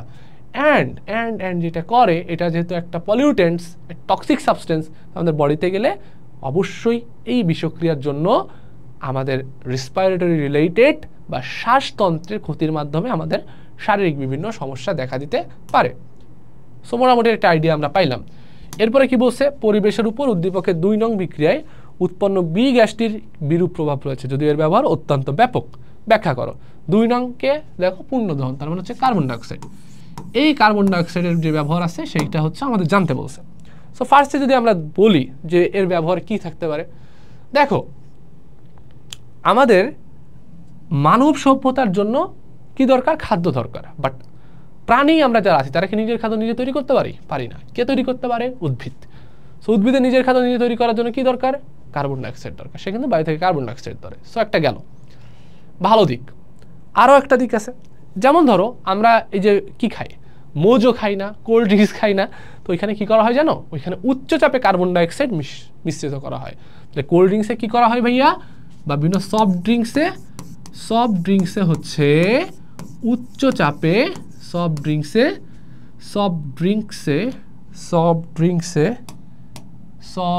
ড্রিঙ্কসে তোমার উচ্চ চাপে কার্বন ডাইঅক্সাইড মেশানো হয়। উচ্চ চাপে কার্বন ডাইঅক্সাইড মেশানো হয়, উচ্চ চাপে Cr2 মেশানো হয়। ঠিক আছে? সো যার জন্য অ্যাকচুয়ালি তুমি বুদবুদটা দেখতে পাও, একটা ঝাঁজ তৈরি হয়। সো সফট ড্রিঙ্কস বা কোল্ড ড্রিঙ্কসও আমরা কার্বন ডাইঅক্সাইডের ব্যবহার দেখলাম। কিন্তু ভাইয়া এই কার্বন ডাইঅক্সাইডটা আমাদের পরিবেশের জন্য অনেক অনেক অনেক বেশি ক্ষতিকর। যেমন একটা ক্ষতিকর দিক কী হতে পারে ভাইয়া? একটা ক্ষতিকর দিক যদি আপনি বলেন কার্বন ডাইঅক্সাইডের, সো আমরা একটা ক্ষতিকর দিক বলতে পারি, সেটা হচ্ছে কার্বন ডাইঅক্সাইড প্রথমটা একটা টক্সিক সাবস্টেন্স। দ্বিতীয়টা কি হতে পারে? অ্যাসিড বৃষ্টি ঘটায়। ঠিক আছে? অ্যাসিড বৃষ্টি ঘটায়। তারপর কি হইতে পারে ভাইয়া? আর কি হইতে পারে? Carbon dioxide. আর কি করতে পারে কার্বন ডাইঅক্সাইড? একটু সবাই ভাবতে পারবেন আর কি করতে পারে? যদি এই কার্বন ডাইঅক্সাইডের পরিমাণ আমাদের এই চারপাশে বাড়তে থাকে, তাহলে কি তৈরি হতে পারে ভাইয়া বলেন তো? গ্লোবাল ওয়ার্মিং তৈরি হয়। কি তৈরি হয় ভাইয়া? Global warming. কারণ এটা কি করে? আমাদের ওজোন স্তরকে মোটামুটি ক্ষতিগ্রস্ত করার জন্য এটা এনাফ। কারণ বিকজ এটা একটা green house gas. Carbon dioxide কি ভাইয়া? একটা গ্রিন হাউস গ্যাস। সো এই পয়েন্টগুলোকে নিয়ে আপনি সুন্দর মতো কী করে ফেলবেন? এই পয়েন্টগুলো নিয়েই আপনি মোটামুটি সুন্দর মতো ব্যাখ্যা করে ফেলবেন। সো এটার বিরূপ প্রভাবও হয়ে গেল। আর এই পাশে তো আমরা দেখলাম এর পজিটিভ দিকগুলো কী কী আছে। ওকে, ডান। আচ্ছা, আমাদের সিকিউ শেষ, এখন আমরা দ্রুত এমসিকিউতে চলে যাই। দেখো ফার্স্টে কি বলছে? আধুনিক রসায়নের জনককে? সো এটা আমরা জানি, অ্যান্টনি ল্যাভুইসিয়া, বইতেই ছিল। যদিও রসায়নবিদ্যা শুরু হয়েছিলেন একেবারে অগ্রদূত, প্রথমে যে কাজ শুরু করেছিলেন জাবির ইবনে হাইয়ান, বাট উনি হচ্ছে একেবারে ফার্স্টের দিকে শুরু করছিলেন। তো তখন তো অত ডেভেলপ টেকনোলজি ছিল না, তো তার অনেক ব্যাপারে অনেক ক্লিয়ার কনসেপ্টও ছিল না। পরবর্তীতে বিভিন্ন টপিক নিয়ে আমাদের ক্লিয়ার কনসেপ্ট দেন হচ্ছে অ্যান্টনি ল্যাভুইসিয়া, এই জন্য ওনাকে আধুনিক রসায়নের জনক বলা হয়। ওকে, আচ্ছা, কেরোসিনে কোন মৌলটি উপস্থিত? আমরা বলে আসছি এগুলো কি? হাইড্রোকার্বন। তো হাইড্রোকার্বন মানে কি? দেখো কার্বন আছে, কার্বন। এরপরে বলছি কাঁচা আমে বিভিন্ন জৈব অ্যাসিড থাকে, যখন আম পাকে তখন অ্যাসিডগুলো থেকে কি সৃষ্টি হয়? আমরা বলে দিচ্ছি গ্লুকোজ, ফ্রুক্টোজ। এরপরে দেখো মোমে কোন উপাদান মৌলটি উপস্থিত? সো হাইড্রোকার্বন, হাইড্রোজেন কার্বন থাকে, তো কার্বন নেই, অপশনে হাইড্রোজেন আছে, কারেক্ট অ্যান্সার হাইড্রোজেন। ওকে, দেখছো গুলি হয়ে যাচ্ছে, কিন্তু আমরা কিন্তু মোটামুটি সব পারতেছি, তাই না? একেবারে গুলি দ্রুত জায়গায় ফেলতেছি। অনুসন্ধান ও গবেষণা প্রক্রিয়া চতুর্থ ধাপ কোনটি? মুখস্থ করতে বলছিলাম, দেখছো কেন বলছিলাম? দেখো একবার বোর্ডে চলে আসছে। কততে আসছে? 24 সালে আসছে। এই রিসেন্ট কোশ্চেন ভাই, রিসেন্ট কোশ্চেন। তো কি হবে বলো তো? পরীক্ষণ। ওকে, আচ্ছা। এরপরে দেখো কি বলছে, নিচের কোনটি বিস্ফোরক পদার্থ? নিচের কোনটি বিস্ফোরক পদার্থ? উদাহরণ ছিল কোনটি বলো? বিস্ফোরক পদার্থ কোনটি? নাইট্রোগ্লিসারিন। সবগুলো দেওয়া আছে ওই চার্টে। দেখো এই যে চার্টে চলে যাই, চার্টে চলে যাই, চলো চলো চলো চলো চলো ভাইয়া, চার্টে চলে যাই। বিস্ফোরক পদার্থ ওই যে, ওই দেখো নাইট্রোগ্লিসারিন, দেখছো? এই যে চলে আসছে, আসছে। ওকে, চলো এবার আমরা আমাদের এমসিকিউতে চলে যাই, আমাদের এমসিকিউতে চলে যাই, চলো। ওকে, ডান। পরেরটাই দেখো, তেজস্ক্রিয় পদার্থ নিচের কোনটি? বলছিলাম কোনটি হবে বলো? রেডিয়াম। উদাহরণ দেওয়া ছিল তাই না? Uranium, radium, radium. আচ্ছা, কোনটি উত্তেজক পদার্থ? কোনটি উত্তেজক পদার্থ? কোনটি উত্তেজক পদার্থ? উদাহরণ দেওয়া ছিল নাইট্রাস অক্সাইড। ঠিক আছে, দেখছো ওই চারটা কিন্তু আসতেছে, বলছিলাম মনে রাখতে বলছিলাম। কেন দেখছো কতগুলো আসলো? এটাও কিন্তু 24 সালের কোশ্চেন। রেডিয়াম, এটাও 24 সালের কোশ্চেন, দেখছো রিসেন্ট কোশ্চেন সব। আচ্ছা, কোনটি উত্তেজক পদার্থ? আবার সেম কোশ্চেন, ঢাকা বোর্ড 24-এ রিপিট হয়েছে। আগেরটা ছিল চট্টগ্রামে, এবার ঢাকা বোর্ডে। কোনটি উত্তেজক পদার্থ? একই কোশ্চেন, নাইট্রাস অক্সাইড। তোর এক নাইট্রাস অক্সাইড। এরপরে কি বলছে, ব্রোঞ্জ কোন দুটি সংকর ধাতুর? একেবারে প্রথমে বলছিলাম, দেখো মিলছে কিনা, মিলছে, কপার টিন, অপশন সি। ওকে, পরেরটা কি বলছে, কোনটি প্রথম ব্যবহৃত ধাতু?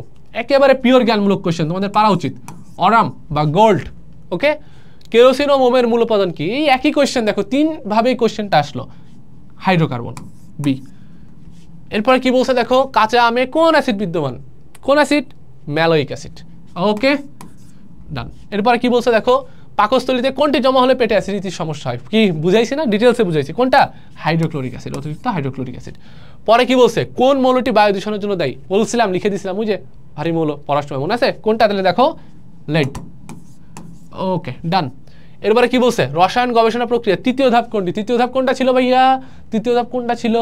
তৃতীয় ধাপ ছিল হচ্ছে আমাদের ওই পরীক্ষণের জন্য যে যে অ্যাপারেটাস দরকার ওইগুলাকে রেডি করা। তার মানে হচ্ছে প্রয়োজনীয় বস্তু পরীক্ষা প্রণালী নির্ধারণ, ডি। গেল। পরেরটা কি বলছে, একটি বোতলের গায়ে চিহ্ন দেওয়া আছে, বোতলটি যে যৌগটি থাকতে পারে। আচ্ছা, এখানে চিহ্ন দেওয়া নাই, সো আমাদের লাগতেছে না, বেঁচে গেছো, বুঝছো, বেঁচে গেল, এটা দেওয়া নাই, এটা দেওয়া নাই, সো এটার অ্যান্সার করা লাগতেছে না, এখানে তুলে নাই কোশ্চেন। আচ্ছা, এরপরে কি বলছে, বিস্ফোরক পদার্থ কোনটি? দেখো কি দেওয়া আছে, টিএনটি। চলে আসছে, দেখছো একই কোশ্চেন আসছে না, 22-এও আসছে। পরিবেশের জন্য ক্ষতিকর কোনটি ভাই? পরিবেশের জন্য ক্ষতিকর কোনটি? এই যে দেখো আর একটা ছিল, এই যে এই টাইপের একটা কোশ্চেন কেবল দাগে আসলাম না, কোন মৌলটি বায়ু দূষণের জন্য দায়ী? লেড। তাহলে বায়ু দূষণের জন্য যদি দায়ী হয় তাহলে অবশ্যই পরিবেশের জন্য সেটা ক্ষতিকর না, কি হবে? লেড। ওকে, আচ্ছা। এরপরে কি বলছে দেখো, নিচের কোন চিহ্নটি তেজস্ক্রিয় রশ্মি নির্ধারণ করে? বলছিলাম এটা থেকেও আসবে কোশ্চেন, আর সিকিউ তো দেখছো আসছে। কোনটা? Option B. দেখো এটা 15 সালের কোশ্চেন। নিচের সাংকেতিক চিহ্নটি কি প্রকাশ করে? সাংকেতিক চিহ্নটি কি প্রকাশ করে? এই যে সাংকেতিক চিহ্ন, এটা কি ছিল মনে আছে? এটা কি ছিল? এটা ছিল হচ্ছে উত্তেজক পদার্থ, সি। আচ্ছা, এরপরে কি আছে ভাইয়া, নিচের চিত্র দুটি লক্ষ্য করে 22-23 দুটি প্রশ্নের উত্তর দেওয়া আছে। নিচের চিত্র কই? চিত্র নাই, তাহলে এটার অ্যান্সার আমাদের দেওয়া লাগতেছে না। ওকে, এরপরে কি বলছে, নিচের চিত্র দুটি লক্ষ্য করে, চিত্র নাই, সেটা 23, এটাও দেওয়া লাগতেছে না। আচ্ছা, সো ডান।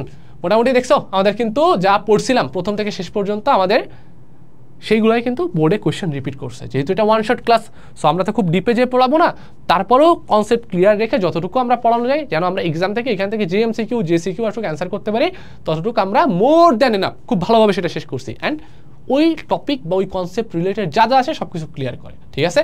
সো তোমরা ক্লাসটা দেখবা, শুধু ক্লাসটা দেখলে কিন্তু হবে না, কি করতে হবে সেটা হচ্ছে ভালো মতো প্র্যাকটিস করতে হবে। তোমাদের যার যার কাছে যে যে বই আছে ওইগুলো নিয়ে এমসিকিউ সিকিউ প্র্যাকটিস করে ফেলবা। অ্যান্ড অবশ্যই অবশ্যই অবশ্যই অবশ্যই আমি কিন্তু কখনোই বলবো না এই একটা ক্লাস দেখেই তুমি একেবারে হচ্ছে খুব ভালো মতো অ্যান্সার করে ফেলতে পারবা। আমার এই ক্লাসটা দেখে অবশ্যই তুমি ভালো কিছু করতে পারবা, কোনো সমস্যা নাই। বাট একটা কথা মাথায় রাখতে হবে, বোর্ড বই পড়ার এবং নিজে প্র্যাকটিস করার সেলফ স্টাডির কিন্তু কোনো বিকল্প নাই।